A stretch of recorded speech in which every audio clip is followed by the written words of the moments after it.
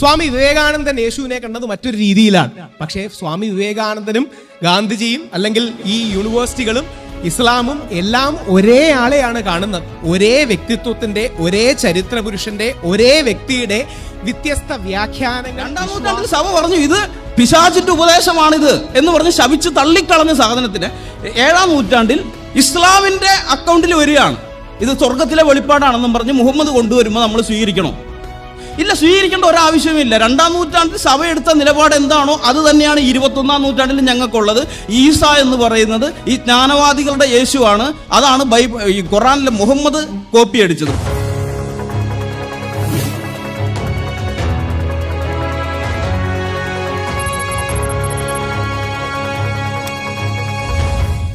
ഈ കേരളത്തിലെ മാത്രമല്ല, ഇവിടെ ഇരിക്കുന്ന സദസ്സിന് മാത്രമല്ല, എല്ലാവർക്കും സുപരിചിതരായിട്ടുള്ള, നാം എല്ലാവരും ആദരിക്കുന്ന 2 വ്യക്തിത്വങ്ങളാണ് ബഹുമാനപ്പെട്ട രാഹുൽ ഈശ്വറും അതുപോലെ തന്നെ ശ്രീ അനിൽകുമാർ അയ്യപ്പനും. ഏതൊക്കെ തരത്തിൽ അവരെ 2 പേരെയും വിശേഷിപ്പിക്കാമെന്നറിയില്ല. കമൻറ്റേറ്ററെന്നോ, ഡിബേറ്ററെന്നോ, ആക്ടിവിസ്റ്റെന്നോ, ഒറേറ്ററെന്നോ, അങ്ങനെ എങ്ങനെയൊക്കെ പറഞ്ഞു കഴിഞ്ഞാലും 2 പേരും ഒരേ രീതിയിൽ നിൽക്കുന്നവരാണ്. ഇന്ന് നമ്മെ സംബന്ധിച്ചിടത്തോളം, ഈ ഡിബേറ്റിൽ പങ്കെടുക്കാൻ എത്തിയിരിക്കുന്നവരെ സംബന്ധിച്ചിടത്തോളം ഇതൊരു വലിയ ഒരു ഭാഗ്യമാണ് എന്ന് ഞാൻ കരുതുകയാണ്. ഒരു സംവാദമെന്ന് പറയുമ്പോൾ സാധാരണഗതിയിൽ നമുക്കറിയാം പല സംവാദങ്ങളും മറ്റു പല തലങ്ങളിലേക്കുമൊക്കെ പോയിട്ടുണ്ട്. പക്ഷെ അതൊന്നുമല്ല ഇവിടെ ഉദ്ദേശിക്കുന്നത് എന്ന് പ്രാരംഭമായിട്ട് പറയുവാൻ ഞാൻ ആഗ്രഹിക്കുകയാണ്. ഇതിൻ്റെ ഒരു രീതി എന്ന് പറയുന്നത് 2 പേരും തുടക്കത്തിൽ അരമണിക്കൂർ വീതം വിഷയം അവതരിപ്പിക്കും. അപ്പം അങ്ങനെ തന്നെ 1 മണിക്കൂറായി. അതിനുശേഷം ഒരു ഖണ്ഡനമുണ്ട്. അത് 2 പേർക്കും 15 മിനിറ്റ് വീതം കൊടുക്കുകയാണ്. അപ്പോൾ വീണ്ടും അരമണിക്കൂർ കൂടെയായി. അതിനുശേഷം ആ ഖണ്ഡനത്തിനുള്ള മറുപടിയും 2 പേർക്കും ലഭിക്കും. അപ്പോൾ അങ്ങനെ വരുമ്പോൾ ഏതാണ്ട് 2 മണിക്കൂർ സമയമാണ് കൊടുത്തിരിക്കുന്നത്. അതിനകത്തൊട്ടും കുറവ് ചെയ്യാൻ ഇല്ല. അതുകൊണ്ട് ആ രീതിയിൽ തന്നെ അത് നമ്മുടെ ക്ലോക്ക് പോകുന്നതിനനുസരിച്ച് കൃത്യമായിട്ട് ആ സമയം പാലിക്കുന്നതാണ്. വിഷയത്തെക്കുറിച്ച് മോഡറേറ്റർ എന്നുള്ള നിലയിൽ എന്തെങ്കിലും ഒരു വാക്ക് പറയാൻ ഞാൻ ഈ സമയത്ത് മുതിരുന്നില്ല. ഞാൻ വളരെ ഓപ്പൺ മൈൻഡോടുകൂടി ഇരിക്കുകയാണ്. കാരണം ഏതൊരു വിഷയത്തിനും നമ്മൾ 2 സൈഡ്സ് ഓഫ് എ കോയിൻ എന്നോ അല്ലെങ്കിൽ 2 സൈഡ്സും അല്ല, മിക്കവാറും ഉള്ളവർ പറയുന്നത് തേർഡ് സൈഡും കൂടെ ഉണ്ടെന്നാണ് പറയുന്നത്. ഒരു സൈഡും 2 സൈഡും പിന്നെ കറക്റ്റായിട്ടുള്ള ഒരു സൈഡും ഉണ്ടെന്നാണ് പറയുന്നത്. അപ്പം അങ്ങനെയൊക്കെ അവിടെ നിൽക്കട്ടെ. ഈ വിഷയത്തെക്കുറിച്ച് എന്തെങ്കിലും പറഞ്ഞ് നിങ്ങളെ ആരെയെങ്കിലും ബുദ്ധിമുട്ടിക്കാൻ ഞാൻ ആഗ്രഹിക്കുന്നില്ല. ഞാനതുകൊണ്ട് ഡയറക്റ്റായിട്ട് സംവാദത്തിലേക്ക് തന്നെ പോവുകയാണ്. ഞാൻ ഈ പറഞ്ഞ 2 മണിക്കൂർ കഴിഞ്ഞല്ലോ. അതിനുശേഷം 10 മിനിറ്റ് വീതം വീണ്ടും ഖണ്ഡനത്തിനുള്ള മറുപടിക്കൊരു സമയമുണ്ട്. അപ്പം അങ്ങനെ വരുമ്പോൾ 2 മണിക്കൂർ 20 മിനിറ്റായി. ബാക്കിയുള്ള ഒരു 40 മിനിറ്റ് സമയം ചോദ്യങ്ങൾ ചോദിക്കാനുള്ള സമയമാണ്. അത് ചോദ്യങ്ങൾ ചോദിക്കുകയല്ല, നിങ്ങൾക്ക് ചോദ്യങ്ങൾ ഉണ്ടെങ്കിൽ നിങ്ങൾക്ക് എഴുതി കൊടുക്കാവുന്നതാണ്. അതിനുള്ള ആളുകൾ ഇവിടെ ഉണ്ട്. ഒരു ഡിബേറ്റ് എന്നുള്ള തലത്തിൽ ഒരു ഓറൽ ഡിബേറ്റിലേക്ക് കടക്കാനായിട്ടല്ല, ന്യായമായിട്ടുള്ള നിങ്ങളുടെ സംശയങ്ങൾ 2 പേരോടും ചോദിക്കാനുള്ളത് നിങ്ങൾ പേപ്പറിനകത്ത് എഴുതി അതിനുള്ള ആൾക്കാർ വരും ആ സമയത്ത്. അപ്പോൾ നിങ്ങൾ കൊടുക്കുമ്പോൾ അതിനുള്ള ഉത്തരങ്ങൾ ലഭിക്കുന്നതാണ്. ഇതാണ് ഈ സംവാദം എന്ന മുന്നമേ തന്നെ അതിൻ്റെ ഒരു സ്ട്രക്ചർ പറയുവാൻ ഞാൻ ആഗ്രഹിക്കുകയാണ്. കടന്നു വന്നിട്ടുള്ള നിങ്ങളെല്ലാവരെയും മോഡറേറ്റർ എന്നുള്ളതിൽ ഒരിക്കൽ കൂടി ഞാൻ സ്വാഗതം ചെയ്യുകയാണ്. നിങ്ങൾക്ക് എല്ലാവർക്കും നല്ലൊരു ഈവനിങ് ഞാൻ ആശംസിക്കുകയാണ്. നമുക്ക് കൂടുതൽ കാര്യങ്ങൾ അറിയുവാൻ ഇതൊരു പഠനം പോലെ നിങ്ങൾ കരുതുക. ഓരോ കാര്യങ്ങൾക്കും നമ്മൾ സാധാരണ ടി വിയിലെ ഡിബേറ്റുകളൊക്കെ കണ്ടിട്ടുണ്ട്. അങ്ങോട്ടും ഇങ്ങോട്ടുമുള്ള ആർഗ്യുമെൻറ്റും പെട്ടെന്നുള്ളതുമൊക്കെയാണ്. ഇവിടെ അങ്ങനെ ഒന്നുമല്ല. ഒരാളുടെ സമയം കഴിയുമ്പോൾ വളരെ ശാന്തമായ കാര്യങ്ങൾ അവതരിപ്പിച്ച് കഴിയുമ്പോഴാണ് അടുത്ത ആൾ വരുന്നത്. അപ്പോൾ ആ ഒരു രീതിയിലാണ് ഇത് മുന്നോട്ട് പോകുന്നത് എന്നുകൂടി മുൻപ് കൂട്ടി പറയുവാനായിട്ട് ഞാൻ ആഗ്രഹിക്കുകയാണ്. ഒരിക്കൽ കൂടി ഞാൻ പ്രത്യേകിച്ച് ഇന്നത്തെ നമ്മുടെ പ്രധാനപ്പെട്ട പ്രസംഗകരെ, ഡിബേറ്റിൽ പങ്കെടുക്കുന്നവരെ ഒന്നിക്കോട് സ്വാഗതം ചെയ്യുന്നു. മറ്റൊന്നും പറയാനായിട്ടില്ല. നേരെ നമ്മൾ സംവാദത്തിലേക്ക് തുടങ്ങുകയാണ്. ഒന്നാമതായിട്ട് ശ്രീ രാഹുൽ ഈശ്വറാണ്. അദ്ദേഹത്തെ ഞാൻ വളരെ ഹാർദമായി ക്ഷണിക്കുകയാണ്. Thank you.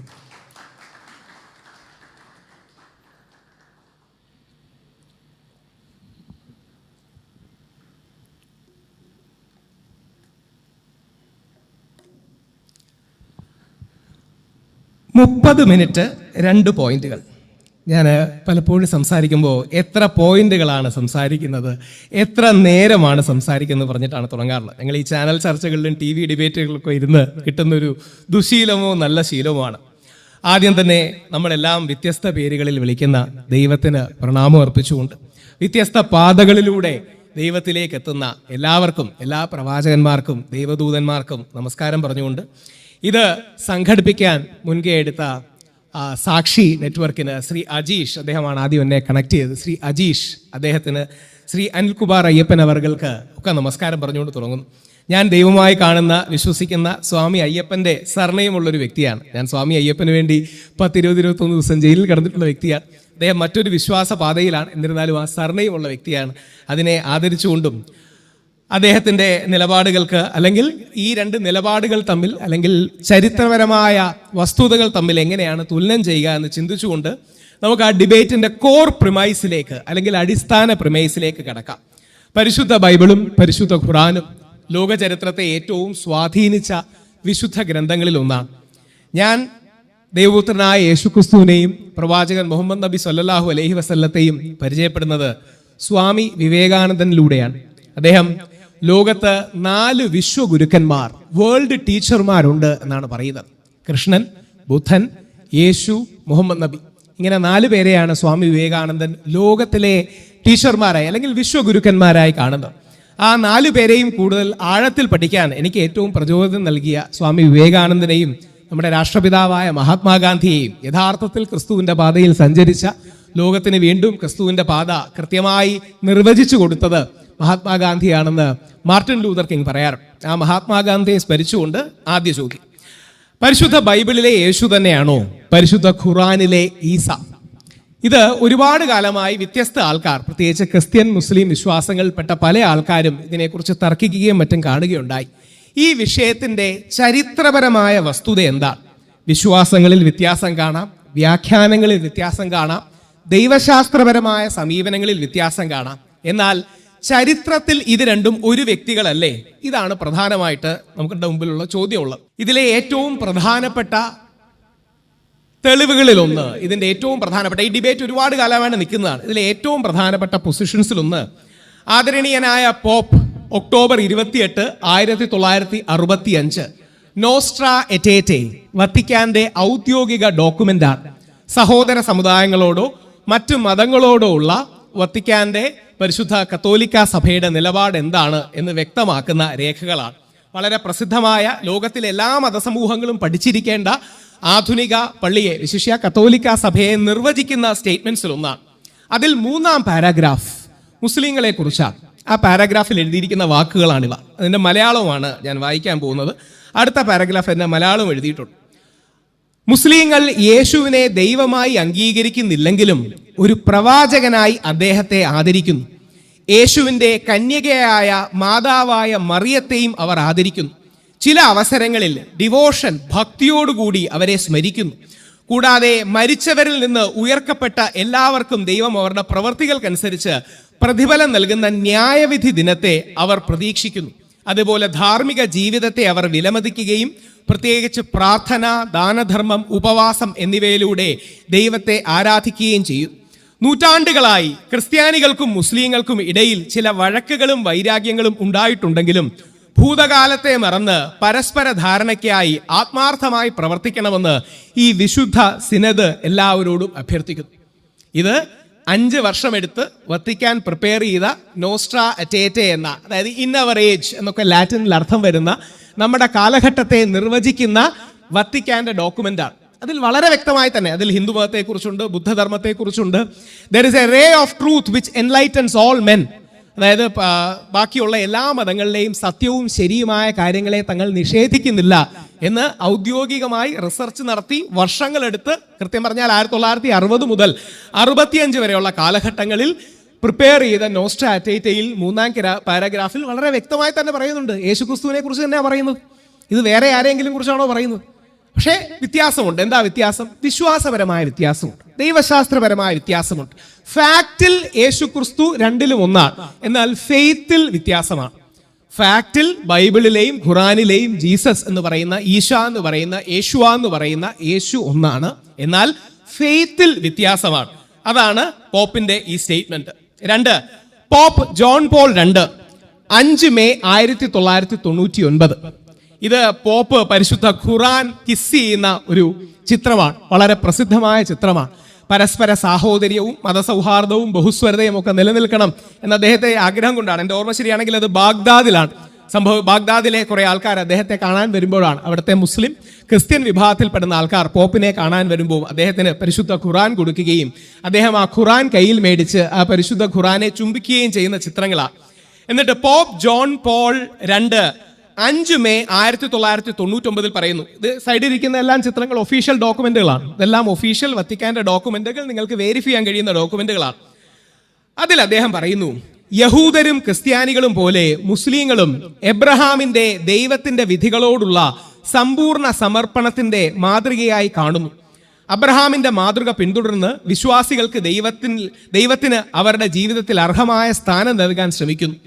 ദൈവീക ഇച്ഛയോടുള്ള സമർപ്പണത്തിലൂടെ എബ്രഹാം തുറന്നിട്ട ഈ വഴിയിൽ അദ്ദേഹത്തിന്റെ സന്തതിയായ, ഡിസെൻഡന്റ് എന്ന വാക്കാണ് ഉപയോഗിച്ചിരിക്കുന്നത്, അദ്ദേഹത്തിന്റെ സന്തതിയായ അഥവാ സന്തതി പരമ്പരയിൽപ്പെട്ട യേശുവിന്റെ മാതാവും അനുഗ്രഹീത കന്യകയുമായ പരിശുദ്ധ മറിയത്തെയും നാം കാണുന്നു. മുസ്ലിങ്ങളും പ്രത്യേകിച്ച് ജനകീയ ഭക്തി പാരമ്പര്യങ്ങളിൽ അവരെ ഭക്തിയോടെ സ്മരിക്കുന്നു.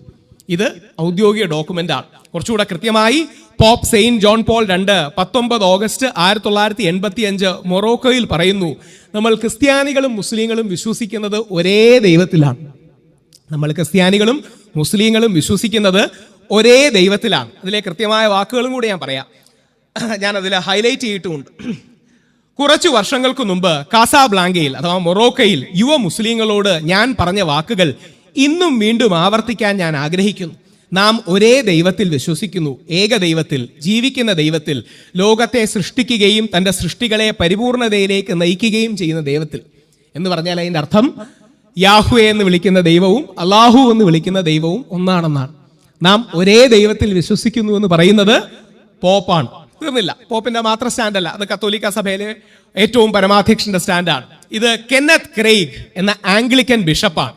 ഇദ്ദേഹം ഒരു പുസ്തകം തന്നെ എഴുതിയിട്ടുണ്ട്, ജീസസ് ആൻഡ് ദി മുസ്ലിം. അതിൽ അദ്ദേഹം പരിശോധിക്കുന്നത്, ഇതാണ് ആ പുസ്തകത്തിന്റെ കവർ പേജ്, പരിശോധിക്കുന്നത് പരിശുദ്ധ ബൈബിളിലെ മാത്രമല്ല ഖുറാനിലെ, മുസ്ലിം പോയട്രിയിലെ, മുസ്ലിം ഡിവോഷനിലെ ജീസസിനെ കുറിച്ചാണ്. അതായത് ആംഗ്ലിക്കൻ ബിഷപ്പായ കെന്നത്ത് ക്രെയ്ഗ് എഴുതുന്ന പുസ്തകം തന്നെ Jesus and the Muslim an exploration ആണ്. അതിൽ യേശു ക്രിസ്തുവിനെ ബൈബിളിലും ഖുറാനിലും ഇസ്ലാമിക പോയട്രിയിലും മുസ്ലിം ഡിവോഷനിലും അന്വേഷിക്കുകയാണ്. അദ്ദേഹവും കണ്ടെത്തുന്ന നിഗമനങ്ങൾ ഇത് തന്നെയാണ്. വിശ്വാസപരമായ വ്യത്യാസമാണ്, പക്ഷേ വസ്തുതയിൽ ഒന്നാണ്. ദൈവശാസ്ത്രപരമായ വ്യത്യാസമാണ്, പക്ഷേ ചരിത്രപരമായി ഒന്നാണ്. ഇനിയും ഇത് രണ്ടും വളരെ പ്രധാനപ്പെട്ട വിശ്വാസത്തിന്റെ ഭാഗത്തു നിന്നുള്ള ശബ്ദമാണെങ്കിൽ ലോകത്തിലെ മികച്ച യൂണിവേഴ്സിറ്റികൾ, top universities of the world, അവരുടെ അഭിപ്രായങ്ങളും അവർ പ്രസിദ്ധീകരിച്ച ഗവേഷണങ്ങളും പ്രബന്ധങ്ങളും പുസ്തകങ്ങളും എന്താണെന്ന് നമുക്ക് നോക്കാം. ഇത് ഹാർവേഡ് യൂണിവേഴ്സിറ്റി പ്രസിദ്ധീകരിച്ച ദ മുസ്ലിം ജീസസ് ആണ്. അതിൽ Jesus in Arabic Islamic literature, ഇത് വേറെ ആരെങ്കിലും കുറിച്ചല്ല, യേശുവിനെ കുറിച്ച്, ഈസയെ കുറിച്ച്, യേശുവെ കുറിച്ച്, ജീസസിനെ കുറിച്ച് വ്യത്യസ്ത അറബിക് ഇസ്ലാമിക് ലിറ്ററേച്ചറിലുള്ള കഴിഞ്ഞ 1000 വർഷങ്ങളിലെ, 1000-ലധികം വർഷങ്ങളിലെ, മോർ ദാൻ 1000 ഇയേഴ്സ്, 1000-ലധികം വർഷങ്ങളിലെ യേശു ക്രിസ്തുവിനെ കുറിച്ചുള്ള പ്രതിപാദനങ്ങളാണ് ഈ പുസ്തകത്തിന്റെ അടിസ്ഥാനം. ഇത് കേംബ്രിഡ്ജ് യൂണിവേഴ്സിറ്റി പ്രസിദ്ധീകരിച്ച Jesus the new Cambridge companion to Jesus. ഇവരെല്ലാം പ്രസിദ്ധീകരിക്കുന്ന, ഈ ബഹുഭൂരിപക്ഷം എഴുതിയിരിക്കുന്നതും ക്രിസ്ത്യാനികളാണ്, വേറെ വിശ്വാസികളോ വിശ്വാസമോ ഇല്ലാത്തവരോ അല്ല. അത് ഇസ്ലാമിക് ട്രഡീഷനിലെ, ഇസ്ലാമിക പാരമ്പര്യത്തിലെ യേശു ക്രിസ്തുവിനെ എങ്ങനെയാണ് കാണുന്നതെന്നും പ്രോഫറ്റായിട്ടാണ് കാണുന്നത് അഥവാ പ്രവാചകനായിട്ടാണ് കാണുന്നത്, ദൈവീകത, ഡിവിനിറ്റി ആട്രിബ്യൂട്ട് ചെയ്യുന്നില്ല തുടങ്ങിയ കാര്യങ്ങൾ വളരെ വ്യക്തമായി നടത്തുന്നൊരു പഠനത്തിന്റെ പുസ്തകമാണ്. അടുത്തത് യേൽ യൂണിവേഴ്സിറ്റി പ്രസ്. ആദ്യത്തേത് ഹാർവേഡ്, പിന്നീട് ഉള്ളത് കേംബ്രിഡ്ജ് ആണെങ്കിൽ യേൽ യൂണിവേഴ്സിറ്റി പ്രസ്സിൽ. ഇതിൻ്റെ എല്ലാം ലിങ്കുകൾ താഴെ കൊടുത്തിട്ടുണ്ട്, ഞാൻ PPT ഷെയർ ചെയ്തിട്ടുണ്ട്. നിങ്ങൾക്ക് ആർക്കെങ്കിലും താല്പര്യമുണ്ടെങ്കിൽ ആ PPTയും ലിങ്കുകളും എക്സ്പ്ലോർ ചെയ്യുകയും ചെയ്യാം. യേൽ യൂണിവേഴ്സിറ്റി പ്രസ് പ്രസിദ്ധീകരിച്ച പുസ്തകത്തിൽ വളരെ കൃത്യമായി മൂന്നാമത്തെ എബ്രഹാമിക് ഫെയ്ത്തായ ഇസ്ലാമിൽ യേശുവിനെ എങ്ങനെ കാണുന്നു എന്ന് പറയുന്നു. അതായത് എബ്രഹാം ജൂതന്മാർക്കും ക്രിസ്ത്യാനികൾക്കും മുസ്ലിങ്ങൾക്കും സിമിലർ ആണല്ലോ. എബ്രഹാമിനെ ഇബ്രഹാം എന്ന് വിളിക്കുന്നു. പേര് മാറിയതുകൊണ്ട് ആള് മാറുന്നില്ലല്ലോ. അതായത് ചരിത്രത്തിലെ വ്യത്യസ്ത ആൾക്കാരെ വ്യത്യസ്ത വ്യാഖ്യാനങ്ങളിലൂടെ ആൾക്കാർ കാണാറുണ്ട്. ഈ പുസ്തകങ്ങളിലുള്ള ഒരു പ്രതിപാദ്യം, നെപ്പോളിയനെ ഹീറോ ആയിട്ടും ടൈറന്റ് ആയിട്ടും കാണുന്നവരുണ്ട്, അല്ലെങ്കിൽ നെപ്പോളിയനെ നായകനായിട്ടും വില്ലനായിട്ടും കാണുന്നവരുണ്ട്. പക്ഷേ നെപ്പോളിയൻ ഒരാൾ തന്നെയാണല്ലോ. നമ്മുടെ നാട്ടിൽ രാഷ്ട്രപിതാവായ മഹാത്മാഗാന്ധിയെ ആദരിക്കുന്നവരും ആദരിക്കാത്തവരും ഉണ്ട്. പക്ഷേ മഹാത്മാഗാന്ധി ഒന്നാണ്. എന്തിന്? മഹാത്മാഗാന്ധി തന്നെ യേശു ക്രിസ്തുവിനെ കാണുന്നത് ഏറ്റവും ആദരവോടെയാണ്. പക്ഷേ മഹാത്മാഗാന്ധി അന്ന് തൻ്റെ അടുത്ത് വന്ന കുറച്ച് ക്രിസ്ത്യൻ സഹോദരങ്ങളോട് പറയുന്നത്, യേശുവിനെ ഏറ്റവും ആദരവോടാണ് ഞാൻ കാണുന്നത്, പക്ഷേ ദൈവത്തിൻ്റെ ഒൺലി ബിഗോട്ടൻ സണ്ണായിട്ട് ഞാൻ മനസ്സിലാക്കുന്നില്ല, ഞാൻ കാണുന്നില്ല എന്നാണ്.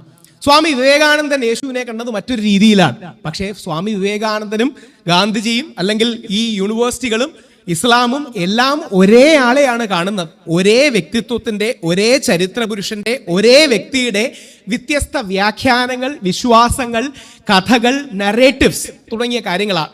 ഫോർ എക്സാമ്പിൾ, ഖുറാനിൽ യേശു ചെറിയ പ്രായത്തിൽ നടത്തുന്ന മിറാക്കിൾസിനെ കുറിച്ചും തൊട്ടിൽ കിടന്ന് സംസാരിക്കുന്നതിനെ കുറിച്ചും ബൈബിളിൽ അത്തരം പരാമർശങ്ങൾ ലഭ്യമല്ല.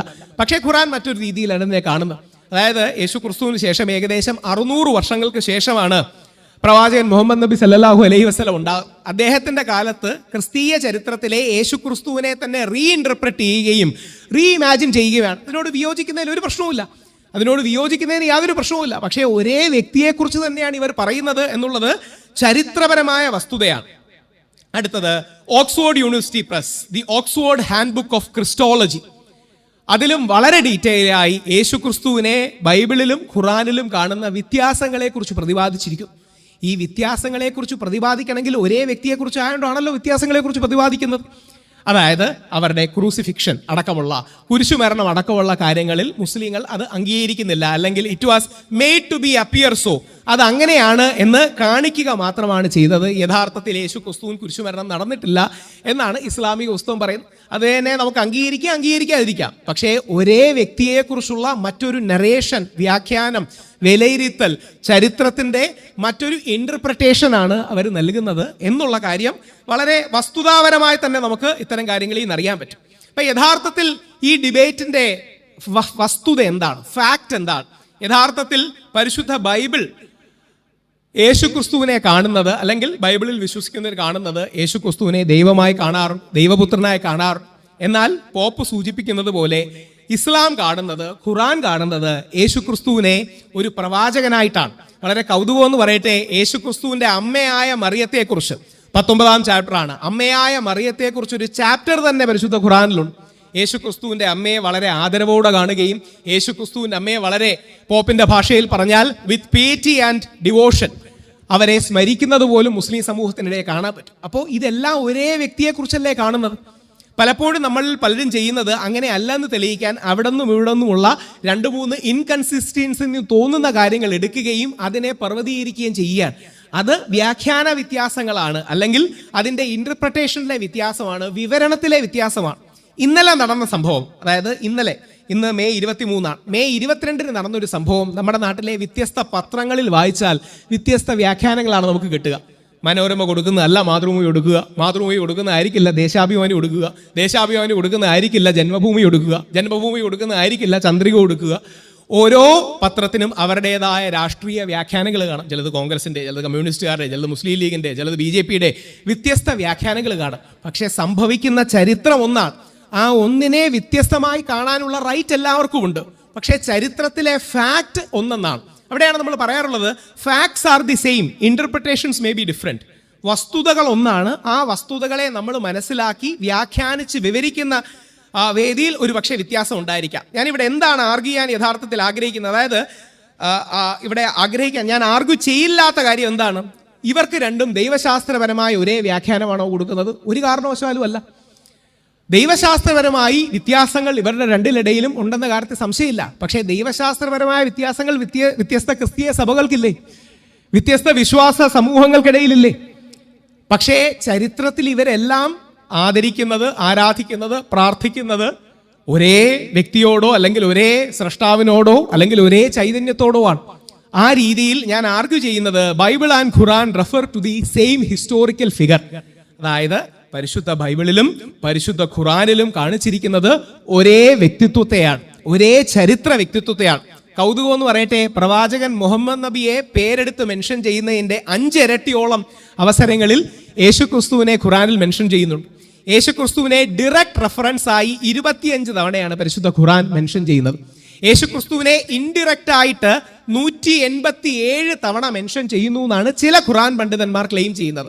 അതായത് വ്യത്യസ്ത വ്യാഖ്യാനങ്ങൾ, അൽ മസീഹ് അല്ലെങ്കിൽ മിഷിഹ എന്ന രീതിയിൽ, മേരിയുടെ മകൻ എന്ന രീതിയിൽ, പ്രവാചകൻ എന്ന രീതിയിൽ, ദൈവത്തിൻ്റെ ശബ്ദം എന്ന രീതിയിൽ വ്യത്യസ്ത വ്യാഖ്യാനങ്ങളായി യേശുക്രിസ്തുവിനെ ചില ആൾക്കാർ 90 എന്ന് പറയുന്നു, ചില ആൾക്കാർ പ്രൊനൗൺസും നൗൺസും എല്ലാം കൂടെ ചേർത്ത് 187ഓളം തവണ യേശുക്രിസ്തുവിനെ മെൻഷൻ ചെയ്യുന്നു എന്ന വസ്തുത, അല്ലെങ്കിൽ വ്യത്യസ്ത 90 മുതൽ 180 വരെ, 90 മുതൽ 180 തവണ വരെ യേശുക്രിസ്തുവിനെ മെൻഷൻ ചെയ്യുന്നു എന്ന ഫാക്ട് നമുക്ക് കാണാൻ കഴിയും. ഇതെല്ലാം ഒരേ ആളാണ്. സിമിലാരിറ്റീസ് എന്തൊക്കെയാണ്?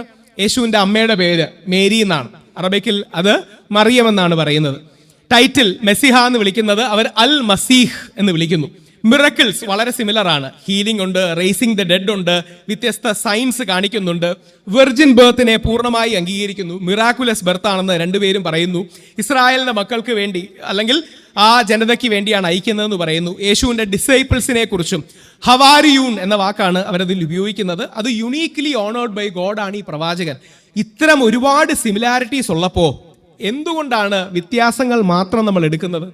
പലപ്പോഴും അത് മതങ്ങൾ തമ്മിലുള്ള വൈര്യത്തിൻ്റെ, കോമ്പറ്റീഷൻ്റെ, പരസ്പര വിരോധത്തിൻ്റെ ഒരു തലത്തിൽ കൂടി നിന്നുകൊണ്ടാണ്. അതായത് സാധാരണഗതിയിൽ ഞാൻ ദൈവമായി കാണുന്ന ഒരു വ്യക്തിയെ ബാക്കിയുള്ളവർ അംഗീകരിക്കുകയും ആദരിക്കുകയും ചെയ്താൽ എനിക്ക് സന്തോഷമാണ് വരേണ്ടത്. പക്ഷേ പല ആൾക്കാർക്കും അങ്ങനെ അല്ലാത്തൊരു ആറ്റിറ്റ്യൂഡ് ഉണ്ടാകുന്നത് നമ്മുടെ നാട്ടിൽ വളരെ അൺകോൺഷ്യസ്ലി നിലനിൽക്കുന്ന, അല്ലെങ്കിൽ കോൺഷ്യസ്ലിയോ സബ് കോൺഷ്യസ്ലിയോ നിലനിൽക്കുന്ന പരസ്പര വിരോധം, ഹിന്ദു വിരോധമോ ക്രിസ്ത്യൻ വിരോധമോ മുസ്ലിം വിരോധമോ വിശ്വാസ വിരോധമോ ഒക്കെ ഉള്ളപ്പോൾ ഈ സിമിലാരിറ്റീസിനെ നമുക്ക് പലപ്പോഴും കാണാൻ പറ്റില്ല എന്നുള്ളത് കൊണ്ടാണ്. അവിടെയാണ് വളരെ ക്ലിയർ ആയിട്ട് തന്നെ നേരത്തെ ചൂണ്ടിക്കാണിച്ച അവസ്ഥയിൽ ലോകത്തിൽ ഇതിനെക്കുറിച്ച് പഠിച്ച വ്യത്യസ്ത യൂണിവേഴ്സിറ്റികൾ, ലോകത്തിലെ പ്രധാനപ്പെട്ട ക്രിസ്തീയ സഭകൾ, അവയിൽ ഇന്നർ ഡിബേറ്റുകൾ നടക്കുകയും മറ്റും ചെയ്തു. വത്തിക്കാന്റെ 5 വർഷത്തോളം പ്രിപ്പയർ ചെയ്യുന്ന നോസ്ട്ര അറ്റേറ്റയിൽ ചില വിഭാഗങ്ങൾ എതിർപ്പ് പ്രകടിപ്പിക്കുന്നുണ്ട്. ബാക്കി മതങ്ങളെക്കുറിച്ച് നമ്മൾ പോസിറ്റീവായി പറഞ്ഞു കഴിഞ്ഞാൽ അത് നമ്മുടെ പരാജയവും അല്ലെങ്കിൽ എന്തെങ്കിലും പുറകോട്ട് പോകലാണ് എന്ന് വാദിക്കുന്നവരവരുണ്ട്. പക്ഷെ അതിനെയെല്ലാം മറികടന്നാണ് അവരിലെ മോഡറേറ്റുകൾ, കുറച്ചുകൂടെ എന്താ പറയണേ, ബഹുസ്വരതയുടെ പാലം നിർമ്മിക്കാൻ ആഗ്രഹിക്കുന്നവർ, ഒരുമയുടെ പാലം നിർമ്മിക്കാൻ ആഗ്രഹിക്കുന്നവർ അത്തരം സ്റ്റേറ്റ്മെന്റ്സുമായി പുറത്തു വരുന്നത്. ഇതെല്ലാം ഈ ഡിബേറ്റുകളുടെ പശ്ചാത്തലത്തിലും കൂടി ചരിത്രത്തിൽ ഉരുത്തിരിയുന്ന കാര്യങ്ങളാണ്. അതുകൊണ്ട് ഞാൻ കോറായിട്ട് ആർഗ്യൂ ചെയ്യുന്ന പ്രൊപ്പോസിഷൻ അല്ലെങ്കിൽ കോറായിട്ട് ആർഗ്യൂ ചെയ്യുന്ന വാദഗതി, ചരിത്രത്തിന്റെ കണ്ണിൽ പരിശുദ്ധ ബൈബിളിലെ ജീസസും അല്ലെങ്കിൽ ജീസസ് നിന്ന് വിളിക്കുന്ന ഈ ജീസസ് എന്ന വാക്ക്, ആ പദം തന്നെ ആധുനികമാണ്. അതായത് ഇംഗ്ലീഷ് ഭാഷയിൽ ജെ എന്ന് പറയുന്ന സൗണ്ടോ വേർഡോ വരുന്നത് 15-ാം നൂറ്റാണ്ടിലും 16-ാം നൂറ്റാണ്ടിലുമാണ്. അതിനു മുമ്പ് ജെ എന്ന വാക്ക് ഇന്ന് കാണുന്ന രീതിയിലില്ല. ഷേക്സ്പിയറിന്റെ റോമിയോ ആൻഡ് ജൂലിയറ്റ് എന്നായിരുന്നില്ല, റോമിയോ ആൻഡ് യൂലിയറ്റ് എന്നായിരുന്നു അന്നത്തെ കാലത്തെ പ്രൊനൗൺസിയേഷൻ. ജെ ഉണ്ടാകുന്നത് തന്നെ 1500കളുടെ അവസാനത്തോളം 1600കളിലൊക്കെയാണ് ജെ എന്ന ശബ്ദം ഇന്ന് കാണുന്ന രീതിയിൽ ഉണ്ടാകുന്നത്. പക്ഷേ ജീസസ് എന്നാണ് അദ്ദേഹത്തിന്റെ പേര്, അല്ലെങ്കിൽ ജീസസ് എന്ന വാക്കിലൂടെയാണ് നമ്മൾ അഭിസംബോധന ചെയ്യുന്നത് പോലെ റെപ്രസെന്റേഷനിൽ വ്യത്യാസം കാണാം, വ്യാഖ്യാനങ്ങളിൽ വ്യത്യാസം കാണാം. എന്നാൽ അടിസ്ഥാനപരമായ വസ്തുതയിൽ അവരൊന്നാണ് എന്ന് തിരിച്ചറിയാതെ ലോകത്തിന് കോമണാലിറ്റി ഉണ്ടാക്കാൻ കഴിയില്ല. അങ്ങനെ കോമണാലിറ്റി ഉണ്ടാക്കാൻ ആഗ്രഹിക്കുന്നവരാണ് എബ്രഹാമിക് അക്കോർഡ്സ് പോലുള്ള കാര്യങ്ങൾക്ക് വരുന്നത്. എബ്രഹാമിക് അക്കോർഡ്സ് അമേരിക്കയുടെ ഒരു ഇനിഷ്യേറ്റീവാണ്. എന്തുകൊണ്ടാണ് മധ്യപൂർവ്വ ഏഷ്യയിൽ എബ്രഹാമിക് അക്കോർഡ്സ് വരുന്നത്? കാര്യം എബ്രഹാം പിതാവിനെ എല്ലാവരും യോജിക്കുന്നു. ആ എബ്രഹാമിൽ നമുക്ക് യോജിപ്പ് കണ്ടെത്താമെന്ന് ക്രിസ്ത്യാനികളും ജൂതന്മാരും മുസ്ലിങ്ങളും തീരുമാനിക്കുന്നു. അതാണ് എബ്രഹാമിക് അക്കോർഡ്സ്. അതേപോലെ ലോകത്തിൽ തന്നെ സാമ്യങ്ങളും സമാനതകളും യോജിപ്പും കണ്ടെത്താൻ കഴിയുന്ന ഒരു ചരിത്ര വ്യക്തിത്വവും ഒരു ദൈവീക വ്യക്തിത്വവുമാണ് യേശുക്രിസ്തു. യഥാർത്ഥത്തിൽ ലോകത്തിന് ഒരു ജീസസ് അക്കോർഡ്സ് പോലുള്ള കാര്യങ്ങളാണ് വേണ്ടത്. ലോകത്തിൽ സമാധാനവും അല്ലെങ്കിൽ സഹിഷ്ണുതയും പരസ്പര സാഹോദര്യവും ഉണ്ടാകാൻ. അവിടെയാണ് നേരത്തെ സൂചിപ്പിച്ച വത്തിക്കാന്റെ അടക്കമുള്ള സ്റ്റേറ്റ്മെന്റ്സ് എടുത്തു വായിക്കേണ്ടത്. ചരിത്രത്തിൽ മുസ്ലിങ്ങളും ക്രിസ്ത്യാനികളും തമ്മിൽ പലപ്പോഴും വിദ്വേഷവും വിരോധവും ഉണ്ടായി കാണാം. എന്നാൽ അത് മറന്ന് സഹവർത്തിത്വത്തിനു വേണ്ടി നമ്മൾ പലപ്പോഴും ഒരുമിക്കണം, അല്ലെങ്കിൽ ഒരുമയോടെ മുമ്പോട്ട് പോകണം. പ്രത്യേകിച്ച് ഇന്നത്തെ ലോകത്ത് വത്തിക്കാന്റെ ആ സ്റ്റേറ്റ്മെന്റ് വളരെ പ്രസക്തമാണ്. അത് ചില ആൾക്കാർ തെറ്റിദ്ധരിക്കുന്നത് പോലെ ഒരു കോംപ്രമൈസ് അല്ല, അതൊരു പൊളിറ്റിക്കൽ കോംപ്രമൈസോ സോഷ്യൽ കോംപ്രമൈസോ അല്ല. ഒരു സ്പിരിച്വൽ ട്രൂത്തിന്റെ, ആത്മീയമായൊരു സത്യത്തിന്റെ യോജിപ്പിലെ മേഖലകൾ അവർ കണ്ടെത്തുന്നതാണ്. ചില ആൾക്കാരെങ്കിലും കത്തോലിക്ക സഭയുടെ ആ നിലപാടുകളെ ഇവർ അവരുടെ നിലപാടുകളിൽ വെള്ളം ചേർക്കുകയാണെന്നോ കോംപ്രമൈസ് ചെയ്യുകയാണെന്നോ തെറ്റിദ്ധരിക്കുകയാണ്. അങ്ങനെയല്ല, ഇത് പഠിച്ചാൽ ആർക്കും കാണാൻ കഴിയും. അതായത് പരിശുദ്ധ ഖുറാൻ പഠിക്കുമ്പോഴും പരിശുദ്ധ ബൈബിൾ പഠിക്കുമ്പോഴും ആർക്കും കാണാൻ കഴിയും സെയിമായ ചരിത്ര വ്യക്തിത്വത്തെയാണ് ഇവർ പറയുന്നത്. എന്നിട്ട് ഇസ്ലാമിക വിശ്വാസപ്രകാരം അവസാന കാലത്ത് യേശുക്രിസ്തു തിരിച്ചു വരുമെന്നാണ്. അവസാന കാലത്ത് യേശുക്രിസ്തു തിരിച്ചു വരുമെന്നും വളരെ സിമിലറായ ബിലീഫ്സ് ഉണ്ട്. അപ്പോൾ ഒരു സഭയ്ക്കുള്ളിൽ അല്ലെങ്കിൽ ക്രിസ്തീയ സമുദായത്തിനുള്ളിൽ വ്യത്യസ്ത വ്യാഖ്യാനങ്ങൾ നിൽക്കുന്നത് പോലെ വ്യത്യസ്ത മതങ്ങളുടെ ഇടയിൽ വ്യത്യസ്ത വ്യാഖ്യാനങ്ങൾ ഒരുപക്ഷെ നിൽക്കുന്നതാകാം. ആ വ്യാഖ്യാനങ്ങളുടെ വ്യതിരിക്തതയും വ്യത്യാസങ്ങളെയും മനഃപൂർവ്വം പർവ്വതീകരിക്കാതെ അല്ലെങ്കിൽ അതിലെ യോജിപ്പിന്റെ മേഖലകൾ കണ്ടെത്തുന്ന സത്യത്തിന്റെ ബേസിൽ, കോംപ്രമൈസിന്റെ ബേസിലല്ല, ട്രൂത്തിന്റെ ബേസിൽ കണ്ടെത്താൻ കഴിയുന്ന ഒരു സ്പേസ് ഉണ്ടാകുമ്പോഴാണ് ലോകത്തിന് മുമ്പോട്ട് പോകാൻ കഴിയുന്നത്. ഞാൻ ഈ പറഞ്ഞതെല്ലാം എണ്ണിയെടുത്ത തെളിവുകളാണ്. എണ്ണിയെടുത്ത തെളിവുകൾ എന്ന് പറഞ്ഞാൽ ഈ പറയുന്ന ഓരോ തെളിവുകളും, അതായത് ഈ പറയുന്ന തെളിവുകൾ പരിശുദ്ധ ബൈബിളും പരിശുദ്ധ ഖുറാനും കാര്യമായി പഠിക്കുന്ന അല്ലെങ്കിൽ അതിലെ അതോറിറ്റീസ് ആയ വ്യക്തികൾ, ലോകത്തെ പ്രമുഖ യൂണിവേഴ്സിറ്റികൾ അവരുടെ റിസർച്ചിന്റെ ഭാഗമായി കണ്ടെത്തുകയും ഔദ്യോഗികമായി അംഗീകരിക്കുകയും പല തവണ പിയർ റിവ്യൂഡ് റിസർച്ച്, അതായത് പ്രത്യേകിച്ച് ലോകത്തിലെ പ്രമുഖ യൂണിവേഴ്സിറ്റികളും യൂണിവേഴ്സിറ്റി പ്രസ്സുകളും ഒക്കെ ഏതെങ്കിലും പുസ്തകങ്ങൾ പ്രസിദ്ധീകരിക്കുന്നതിന് മുമ്പ് വളരെയധികം ഇൻഡെപ്ത് സ്റ്റഡിയും മറ്റും നടത്തുന്നുണ്ട്. അപ്പോൾ ചിലപ്പോഴെങ്കിലും, ഞാൻ അവസാന ഭാഗത്തേക്ക് വരുമ്പോൾ ചിലപ്പോഴെങ്കിലും നിങ്ങൾക്ക് ഒരു ചോദ്യം ചോദിച്ചേക്കാം, വ്യത്യാസങ്ങളില്ലേ? ആ വ്യത്യാസങ്ങൾ പലപ്പോഴും മൈനറാണ്, ഡിസ്ക്രിപ്ഷനിലുള്ള വ്യത്യാസമാണ്, സബ്സ്റ്റാൻഷ്യൽ വ്യത്യാസമല്ല. ഇപ്പോൾ ഉദാഹരണം, ചില ആൾക്കാർ പറയുന്നു യേശുവിൻ്റെ അമ്മയെക്കുറിച്ച് പറയുന്നത് 1400 വർഷങ്ങൾക്ക് മുമ്പാണ്, ആരോണിന്റെ സഹോദരിയാണ് തുടങ്ങിയ വാദഗതികൾ പലരും പറയാറ്. അത് ചരിത്രത്തിൽ യഥാർത്ഥത്തിൽ മെൻഷൻ ചെയ്യാൻ വേണ്ടി മാത്രം, ആ വംശപരമ്പരയിൽ വരുന്ന ഒരാൾ എന്ന അർത്ഥത്തിൽ മെൻഷൻ ചെയ്യാൻ വേണ്ടി മാത്രം എടുക്കുന്ന കാര്യമാണ്. ഇപ്പൊ മത്തായി സുവിശേഷത്തിന്റെ തുടക്കത്തിൽ പറയുന്നുണ്ട്, ദാവീദിന്റെ മകനായ, അബ്രഹാമിന്റെ മകനായ ദാവീദിന്റെ മകനായ യേശു ഡേവിഡിന്റെ മകനാണോ യേശു? അല്ല. പക്ഷേ അത് ഫിഗറേറ്റീവായി പറയുന്നതാണ്, അഥവാ സിംബോളിക്കായി പറയുന്നതാണ്. സിംബോളിക്കായി ആ ലൈനേജിനെ സൂചിപ്പിക്കാൻ, ആ വംശപാരമ്പര്യത്തെ സൂചിപ്പിക്കാൻ വേണ്ടി പറയുന്നതാണ്. അതേപോലെ അമ്മ മറിയയെക്കുറിച്ച് ഒരു ചാപ്റ്റർ തന്നെയുണ്ട്, സൂറ അൽ മറിയം എന്നാണ്. ഓർമ്മ ശരിയാണെങ്കിൽ 19 ചാപ്റ്ററിലെ അധ്യായം. ആ 19 ചാപ്റ്ററിൽ വളരെ വിശദമായി ഏറ്റവും ആദരപൂർവ്വമാണ് മറിയത്തെ അല്ലെങ്കിൽ മേരിയെ ഡിഫെൻഡ് ചെയ്തത്. അപ്പോൾ എൻ്റെ കൺക്ലൂഷനിലേക്ക് വരുമ്പോൾ, അവസാന മിനിസ്ട്രിയിലേക്ക് വരുമ്പോൾ, വളരെ നിഷ്പക്ഷമായി പരിശുദ്ധ ബൈബിളും ഖുറാനും പഠിക്കുകയാണെങ്കിൽ യാതൊരു സംശയത്തിനിടയില്ലാത്ത വിധം നമുക്ക് വ്യക്തമാകുന്ന കാര്യങ്ങളാണ്. പരിശുദ്ധ ബൈബിളിൽ മെൻഷൻ ചെയ്തിരിക്കുന്ന അതേ യേശുക്രിസ്തുവാണ് പരിശുദ്ധ ഖുറാനിൽ മെൻഷൻ ചെയ്തിരിക്കുന്ന ഈസ. പേരുകളിൽ വ്യത്യാസം ഉണ്ടാകാം, കാര്യം ഭാഷകൾ വ്യത്യാസമാണല്ലോ. ജീസസ് എന്നല്ലായിരുന്നല്ലോ അദ്ദേഹത്തിന്റെ വീട്ടിൽ വിളിച്ചിരുന്ന പേര്, നമ്മൾ ഇന്ന് ജീസസ് എന്നാണ് കോമൺലി വേൾഡ് മുഴുവൻ യൂസ് ചെയ്യുന്നത്. പേരുകളിൽ വ്യത്യാസം ഉണ്ടാകാം, റെപ്രസെന്റേഷനിൽ വ്യത്യാസം ഉണ്ടാകാം, ചിത്രീകരണത്തിൽ വ്യത്യാസം ഉണ്ടാകാം, വ്യാഖ്യാനങ്ങളിൽ വ്യത്യാസം ഉണ്ടാകാം. പക്ഷേ ആ വ്യത്യാസം ഉണ്ടാകുന്നത് തന്നെ ഇതൊരേ ചരിത്ര പുരുഷനെ കുറിച്ചാണെന്നും ഒരേ വ്യക്തിയെക്കുറിച്ചാണെന്നും ഒരേ ചരിത്ര സംഭവത്തെക്കുറിച്ചാണെന്നും ഉള്ളതിൻ്റെ ഏറ്റവും വലിയ തെളിവാണ്. ആ തെളിവിന് ഉപോത്ബലകമായി ഞാൻ അവിടെ അവതരിപ്പിച്ചത് പോപ്പിന്റെ അല്ലെങ്കിൽ കത്തോലിക്ക സഭയുടെ അല്ലെങ്കിൽ ആംഗ്ലിക്കൻ സഭയുടെ, ഹാർവേഡ് യൂണിവേഴ്സിറ്റിയുടെ, ഓക്സ്ഫോർഡിന്റെ, ഏലിന്റെ അടക്കമുള്ള പഠനങ്ങളും റിസർച്ചുമാണ്. ഖുറാനിലെ വ്യത്യസ്ത പദങ്ങൾ, ഖുറാനിൽ ഒരുപാട് തവണ യേശുക്രിസ്തുവിന്റെ ഹീലിംഗ് അടക്കമുള്ള കാര്യം മെൻഷൻ ചെയ്തിട്ടുണ്ട്. ഖുറാനിൽ ഡിസ്ക്രൈബ് ചെയ്തത്, ഇപ്പോൾ ഉദാഹരണം നേരത്തെ സൂചിപ്പിച്ചതുപോലെ ഏതെങ്കിലും രീതിയിൽ യേശുക്രിസ്തു തൊട്ടിൽ കിടന്ന് സംസാരിക്കുന്നു എന്നൊരു വിവരണം ബൈബിളിൽ എവിടെയും നമുക്ക് കാണാൻ കഴിയില്ല. പക്ഷേ ഖുറാനിൽ അങ്ങനെ ഒരു വിവരണമുണ്ട്. ആ വിവരണം ഉള്ളതുകൊണ്ട് ഇത് രണ്ടു പേരാണെന്ന് പറയുന്നതിൽ അർത്ഥമില്ല.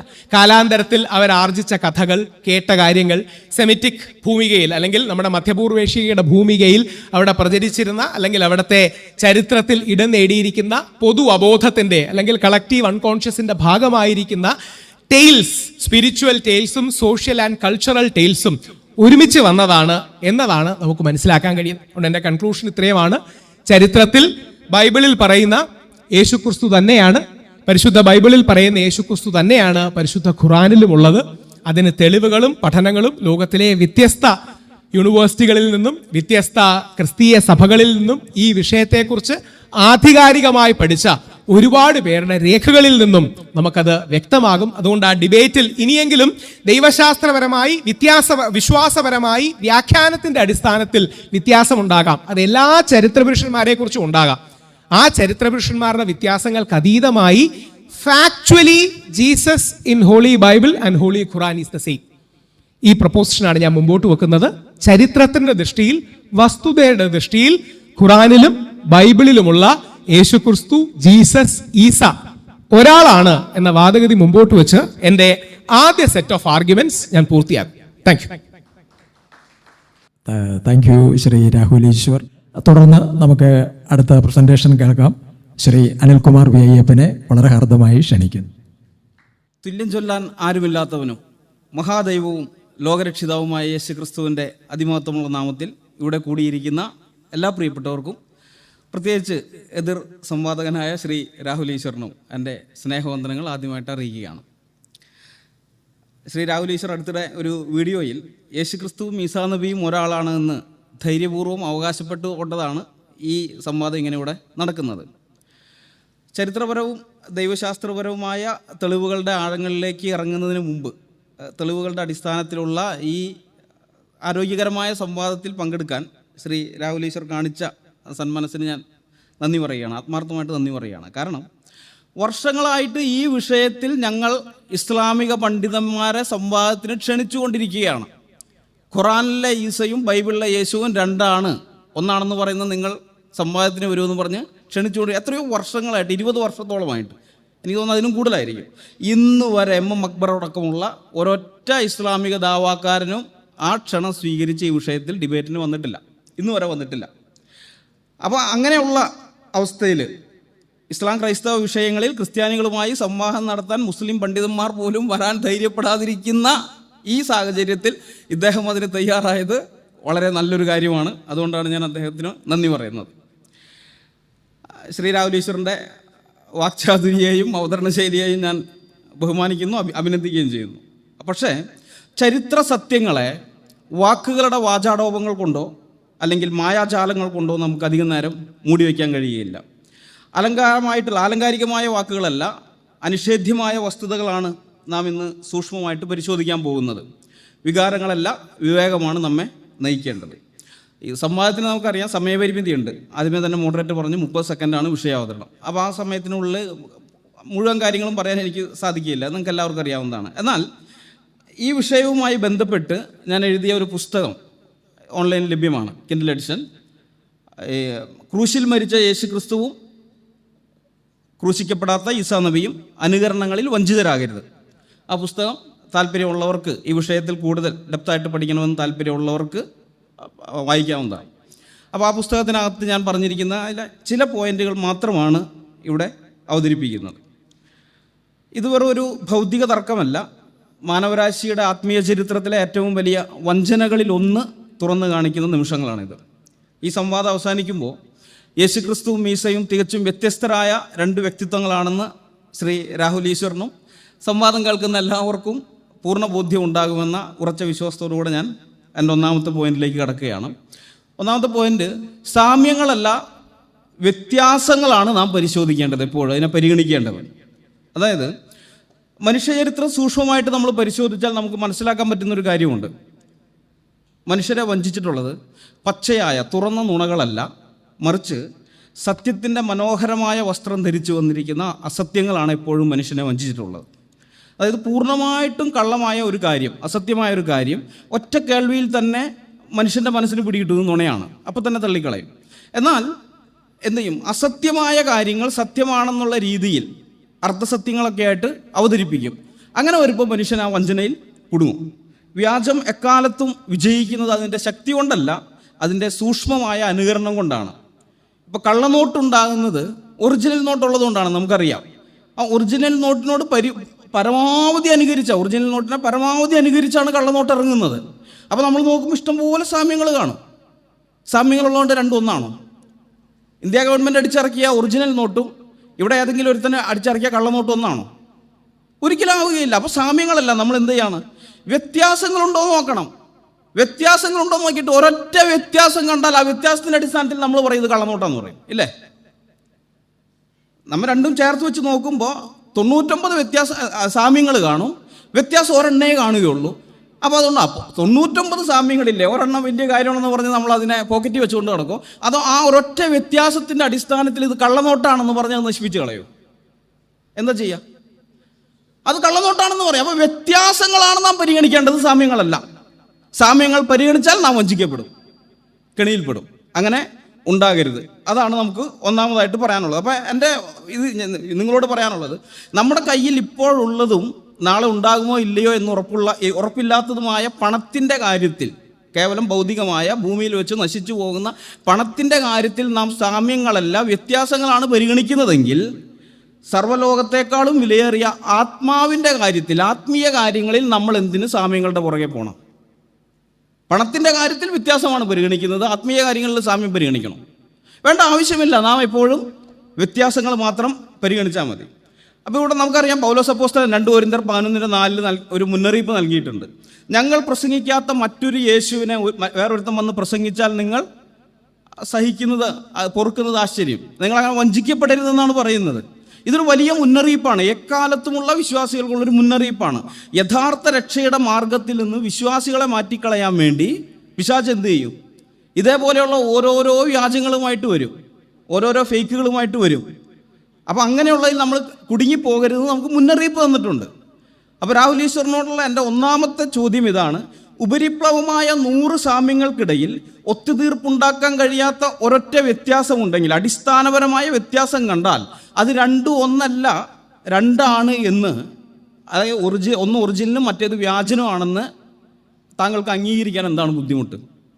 ഇതാണ് എൻ്റെ ഒന്നാമത്തെ ചോദ്യം. ഇനി രണ്ടാമത്തെ പോയിന്റിലേക്ക് കിടക്കുകയാണ്. അത് സ്വന്തം അസ്തിത്വത്തെക്കുറിച്ചുള്ള അവകാശവാദങ്ങളാണ്, യേശുക്രിസ്തുവിൻ്റെയും ഈസാ നബിയുടെയും. സമയമില്ലാത്തതുകൊണ്ട് ഞാൻ വേഗം ഓടിച്ചു പോവുകയാണ്.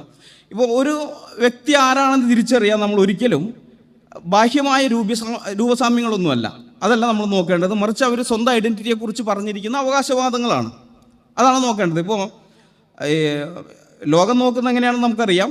അവിടെ വരുന്ന സമയത്ത് ഒരു വ്യക്തിയെ തിരിച്ചറിയാൻ ലോകം മുഴുവൻ നോക്കുന്ന 4 അടിസ്ഥാന കാര്യങ്ങളാണ്.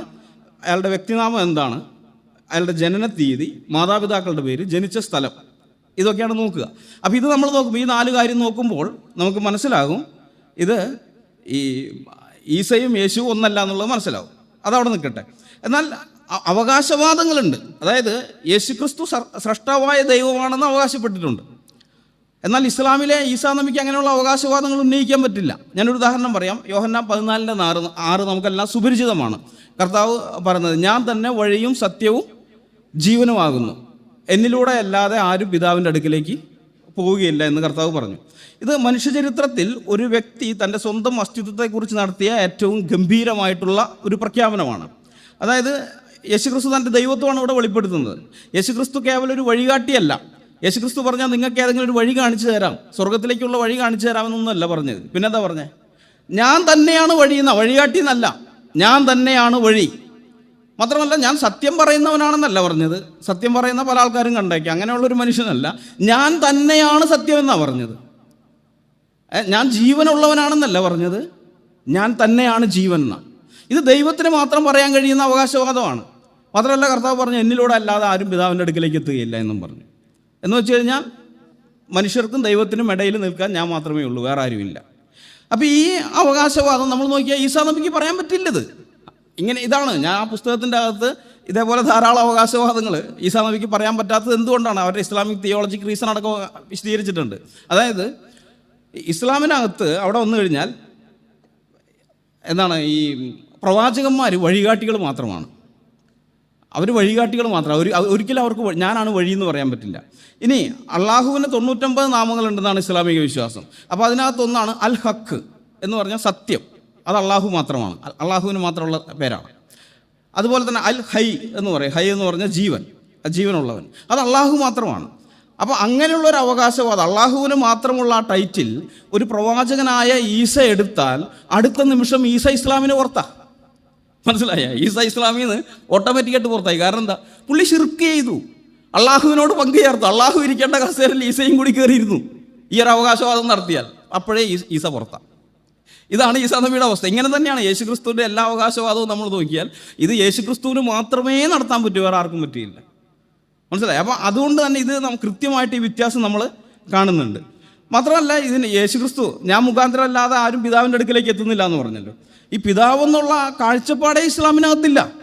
ഖുർആൻ പൂർണ്ണമായിട്ട് നിരാകരിക്കുകയാണ്. അടുത്ത ഇത് നോക്കിയപ്പോൾ അവിടെ സൂറ 6:101 അള്ളാഹുവിനെ കുറിച്ച് പറയാണ്, ആകാശങ്ങളുടെയും ഭൂമിയുടെയും നിർമ്മാതാവാണ് അവൻ, അവൻ എങ്ങനെ ഒരു സന്താനം ഉണ്ടാകും, അവനൊരു കൂട്ടുകാരിയും ഇല്ലല്ലോ എന്നാണ് ചോദിക്കുന്നത്. അള്ളാഹുവിന് ഗേൾ ഫ്രണ്ട് ഇല്ല. ഈ ഗേൾ ഫ്രണ്ട് ഇല്ലാത്ത കാരണം മക്കളില്ല, അതുകൊണ്ട് അള്ളാഹു പിതാവല്ല. ഇതാണ് പറയുന്നത്. സൂറ ഇഖ്ലാസിലും പറയുന്നുണ്ട് 112 അള്ളാഹു ആർക്കും ജന്മം കൊടുത്തിട്ടില്ല, അള്ളാഹു ജനിച്ചിട്ടുമില്ല, അവൻ ജനിച്ചിട്ടുമില്ല, ജനിപ്പിച്ചിട്ടുമില്ല. അതായത് പിതൃത്വം ഇല്ല, പുത്രത്വം ഇല്ല. ബൈബിളിലെ ദൈവം പിതാവും പുത്രനുമായിരിക്കുമ്പോൾ അവിടെ പിതൃത്വം ഇല്ല, പുത്രത്വം ഇല്ല. മനസ്സിലായോ? അപ്പോൾ ഈ പിതൃത്വവും പുത്രത്വം ഇല്ലാതിരിക്കുക എങ്ങനെയാണ് ഈസാ നബിക്ക് പിതാവ് എന്നുള്ള കാര്യം തന്നെ പറയാൻ പറ്റുക? അതും പറ്റില്ല. അപ്പോൾ അവിടെയും നമ്മൾ വ്യത്യാസം കാണുന്നുണ്ട്. അപ്പോൾ ശ്രീ രാഹുൽ ഈശ്വറിനോടുള്ള എൻ്റെ രണ്ടാമത്തെ ചോദ്യം ഇതാണ്: സ്വന്തം അധികാരത്തിൽ ഞാൻ തന്നെ വഴിയും സത്യവും ജീവനുമാകുന്നു എന്ന് പറയാൻ കഴിയാത്ത അങ്ങനെ എങ്ങാനും പറഞ്ഞു പോയാൽ ഇസ്ലാമിൽ നിന്ന് പുറത്താകുന്ന ഈസാ നബി എങ്ങനെയാണ് ബൈബിളിൽ പറയുന്ന രാജാതിരാജാവും കർത്താവുമായ യേശുക്രിസ്തു ആകുന്നത്? ഇതാണ് രണ്ടാമത്തെ ചോദ്യം. ഇനി എൻ്റെ മൂന്നാമത്തെ പോയിന്റിലേക്ക് കിടക്കുകയാണ്. ഇവരുടെ സ്വഭാവത്തിലുള്ള അന്തരമാണ് ഈസാ നബിയുടെയും യേശുക്രിസ്തുവിൻ്റെയും. അതായത് നമ്മൾ ശ്രദ്ധിക്കേണ്ട ഒരു കാര്യം, ചരിത്രത്തിലെ യേശുക്രിസ്തു സത്യമാണ്. യേശുക്രിസ്തു അവകാശപ്പെട്ടു, യോഹന്നാൻ പറയുന്നുണ്ട്, കൃപയും സത്യവും നിറഞ്ഞവനായി നമ്മുടെ ഇടയിൽ പാർത്തുനിന്ന്. അതായത് കൃപയ്ക്കും സത്യത്തിനും ഒരു ആളത്വ രൂപമുണ്ടെങ്കിൽ, ഒരു മനുഷ്യത്വ രൂപമുണ്ടെങ്കിൽ അത് യേശുക്രിസ്തുവാണ്. സത്യത്തിൻ്റെ സ്വരൂപമാണ് യേശുക്രിസ്തു. എന്നാൽ ഈസാ നബി അങ്ങനെയല്ല.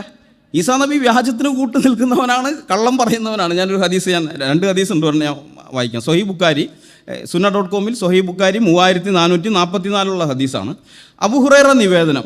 ഈസ ഒരാൾ മോഷ്ടിക്കുന്നത് കണ്ട് ചോദിച്ചു, നീ മോഷ്ടിച്ചോ? ഇയാൾ മോഷ്ടിച്ചത് ഈസാ നബി നേരിട്ട് കാണുകയും ചെയ്ത്, കണ്ടിട്ട് ചോദിക്കുക, നീ മോഷ്ടിച്ചോ?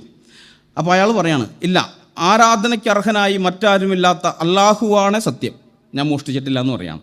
അപ്പോൾ ഈസ പറയാണ്, ഞാൻ അല്ലാഹുവിൽ വിശ്വസിക്കുന്നു, എൻ്റെ കണ്ണുകളെ ഞാൻ സംശയിക്കുന്നു. അതായത് അവൻ മോഷ്ടിച്ചില്ല എന്ന് കള്ളസത്യം ചെയ്തു കഴിഞ്ഞപ്പോൾ പറയാണ്, നീ പറഞ്ഞ കള്ളസത്യം ഞാൻ വിശ്വസിക്കുന്നു, നീ അള്ളാഹുവിൻ്റെ പേരിലല്ലേ സത്യം ചെയ്തത്, ഞാൻ വിശ്വസിക്കുന്നു. ഇത് സുനാൻ ഇബ്നു മാജയിലുണ്ട്. സുനാൻ ഇബ്നു മാജ 2102 ഹദീസാണ്. അതിൽ പറയുന്ന ഈ ഭാഗം പറയുന്നത് ഇങ്ങനെയാണ്, ഞാൻ അള്ളാഹുവിൽ വിശ്വസിക്കുന്നു, എൻ്റെ കണ്ണുകൾ കാണുന്നത് ഞാൻ വിശ്വസിക്കുന്നില്ല. നമുക്കറിയാം, ഒരു പ്രവാചകൻ ഭൂമിയിൽ വരുന്നത് ഭൂമിയിൽ സത്യവും നീതിയും ഒക്കെ സ്ഥാപിക്കാൻ വേണ്ടിയിട്ടാണ്. അപ്പോൾ പ്രവാചകനെന്ന് അവകാശപ്പെടുന്ന ഈസാ നബി സ്വന്തം കണ്ണുകൊണ്ട് നേരിട്ട് കണ്ട മോഷണത്തെ നിഷേധിക്കുകയും ആ കള്ളൻ അള്ളാഹുവിൻ്റെ പേരിൽ ചെയ്ത കള്ളസത്യത്തോട് കൂട്ടുനിൽക്കുകയും ചെയ്യുകയാണ്. അപ്പോൾ ഒരുത്തൻ അള്ളാഹുവിൻ്റെ പേരിൽ എന്ത് കള്ളം പറഞ്ഞു കഴിഞ്ഞാലും പിന്നെ അവിടെ വേറൊന്നുമില്ല. അവൻ അള്ളാഹുവിൻ്റെ പേരിലൊരു കള്ളം പറഞ്ഞാൽ ഓക്കെ, പിന്നെ അതിനോട് യോജിച്ചോളണം. അത് കള്ളമാണെന്ന് അറിഞ്ഞാൽ പോലും യോജിച്ചോളണം. ഇതാണ് പഠിപ്പിക്കൽ. മുഹമ്മദ് പഠിപ്പിച്ച കാര്യം അത്, ഇസ്ലാമിലെ പഠിപ്പിക്കലാണത്. അപ്പോൾ ഇവിടെ യേശുക്രിസ്തു എങ്ങനെയുള്ളവനാണ്? ഈസാ നബി ഇങ്ങനെയാണ് ചെയ്തത്. യേശുക്രിസ്തു എന്താ ഇങ്ങനെ വല്ല കാര്യം ചെയ്തിട്ടുണ്ടോ? ഒരിക്കലില്ല. യേശുക്രിസ്തു ഞാൻ തന്നെ വഴിയും സത്യവും ജീവനും ആണെന്ന് പറഞ്ഞവൻ. പിന്നെ പിലാത്തോസിൻ്റെ മുമ്പാകെ മരണത്തിൻ്റെ ഇതിൽ നിൽക്കുന്ന സമയത്ത് പറഞ്ഞത് എന്താണ്? സത്യത്തിന് സാക്ഷി നിൽക്കേണ്ടതിന് ഞാൻ ജനിച്ചു എന്നാണ് പറഞ്ഞത്. അതിനായിട്ട് ലോകത്തിൽ വന്നവനാണെന്നാണ് പറഞ്ഞത്. ഈ യേശുക്രിസ്തു നമുക്കറിയാം, പരീശന്മാരുടെയും ശാസ്ത്രിമാരുടെയും പുരോഹിതന്മാരുടെയും ഒക്കെ കാപട്യങ്ങളെ മുഖത്ത് നോക്കി ശാസിച്ചവനാണ് യേശുക്രിസ്തു. എന്ന് വെച്ച് കഴിഞ്ഞാൽ ഈ സത്യത്തെ നിഷേധിച്ചുകൊണ്ട് ഒരിക്കലും നുണകളോട് സന്ധി ചെയ്യാൻ യേശുക്രിസ്തുവിന് കഴിയില്ല. പക്ഷേ ഈസാ നബിക്ക് കഴിയും. അപ്പോൾ പിന്നെ എങ്ങനെയാണ് ഇത് രണ്ടൊന്നാകുന്നത്? അപ്പോൾ ശ്രീ രാഹുൽ ഈശ്വറിനോടുള്ള മൂന്നാമത്തെ ചോദ്യം ഇതാണ്.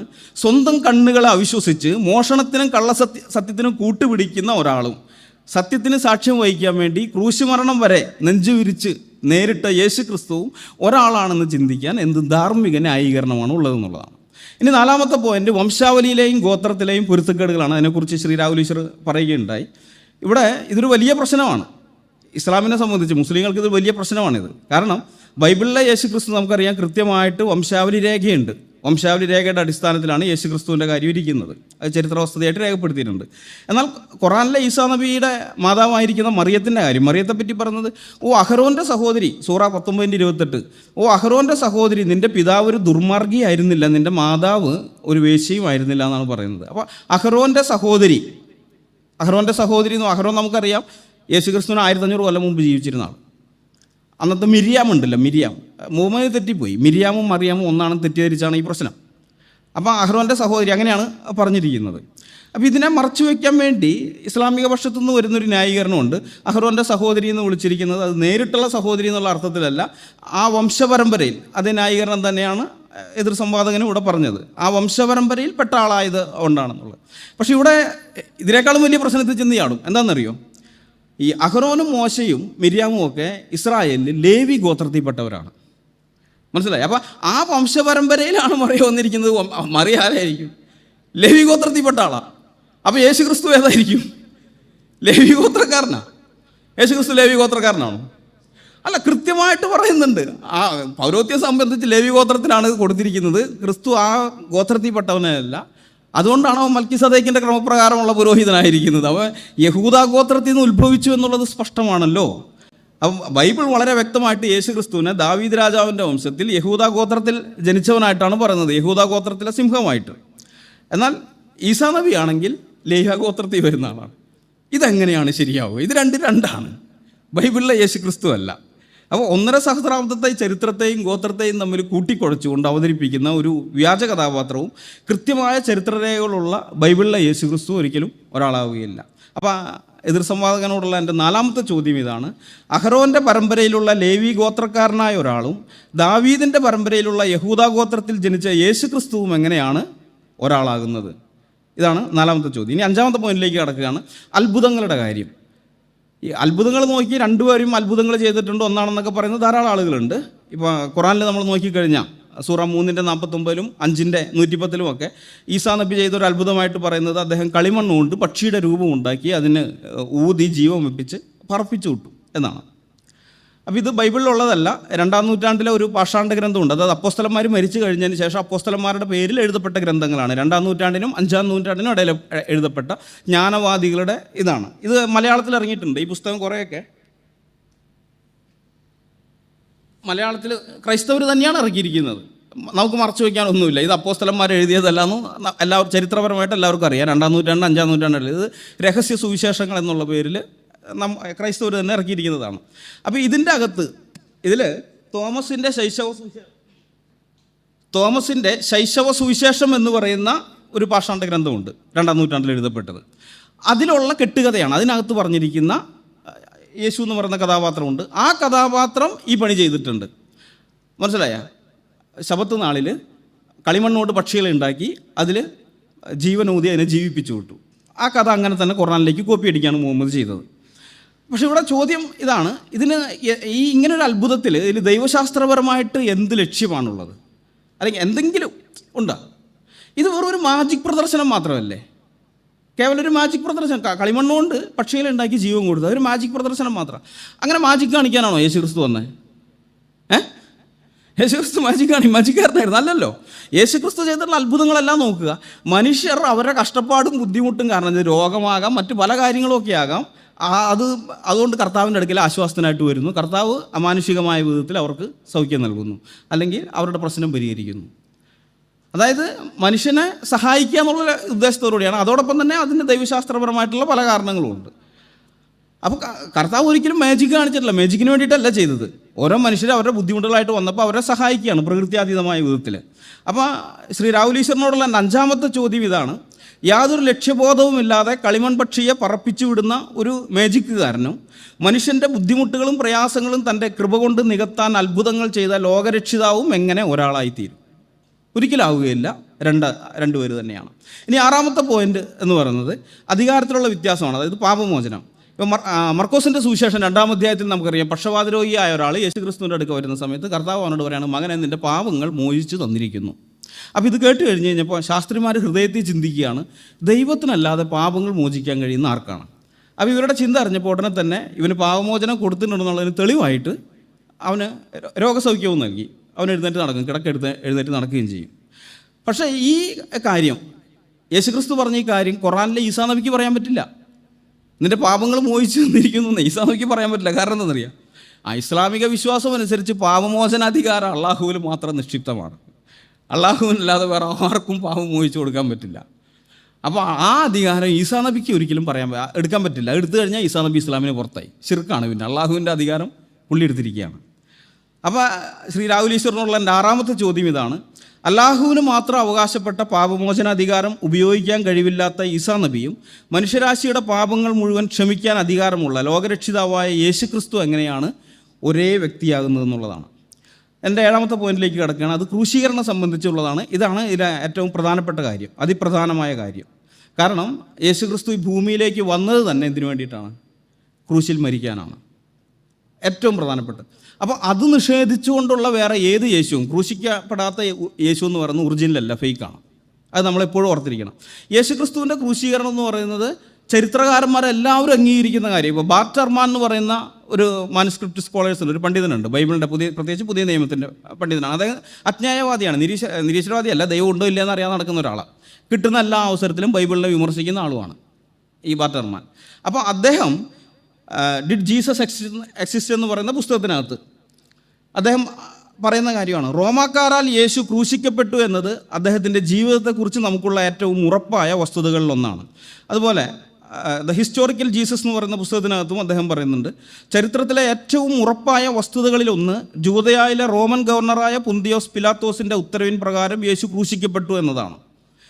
മാത്രമല്ല പലയിടങ്ങളിൽ സംസാരിക്കുമ്പോൾ അദ്ദേഹത്തിൻ്റെ വീഡിയോ ക്ലിപ്പുകളൊക്കെ ഒരുപക്ഷെ നിങ്ങളൊക്കെ കണ്ടിട്ടുണ്ടായിരിക്കും. ആ ക്ലിപ്പുകളിലെല്ലാം ഇദ്ദേഹം പറയുന്നുണ്ട്, ഈ ഫ്രീ തിങ്കേഴ്സിൻ്റെയും മറ്റുമൊക്കെ ഉള്ളത്, പിന്നെ യൂണിവേഴ്സിറ്റികളിലൊക്കെ അദ്ദേഹം പ്രസംഗിക്കുന്ന സമയത്ത് പറയുന്നുണ്ട്. അദ്ദേഹം പറഞ്ഞത്, നിങ്ങൾ ബൈബിളിലെ അത്ഭുതങ്ങൾ വിശ്വസിക്കേണ്ടതില്ല, യേശു ദൈവമാണെന്ന് നിങ്ങൾ വിശ്വസിക്കേണ്ടതില്ല, പക്ഷേ ചരിത്രപരമായി യേശു ക്രിസ്തു ജീവിച്ചിരുന്നുവെന്നും അദ്ദേഹം പിലാത്തോസിനാൽ ക്രൂശിക്കപ്പെട്ടു എന്നുള്ളതും അംഗീകരിക്കാതിരിക്കാൻ ഒരു ചരിത്രകാരനും കഴിയില്ല.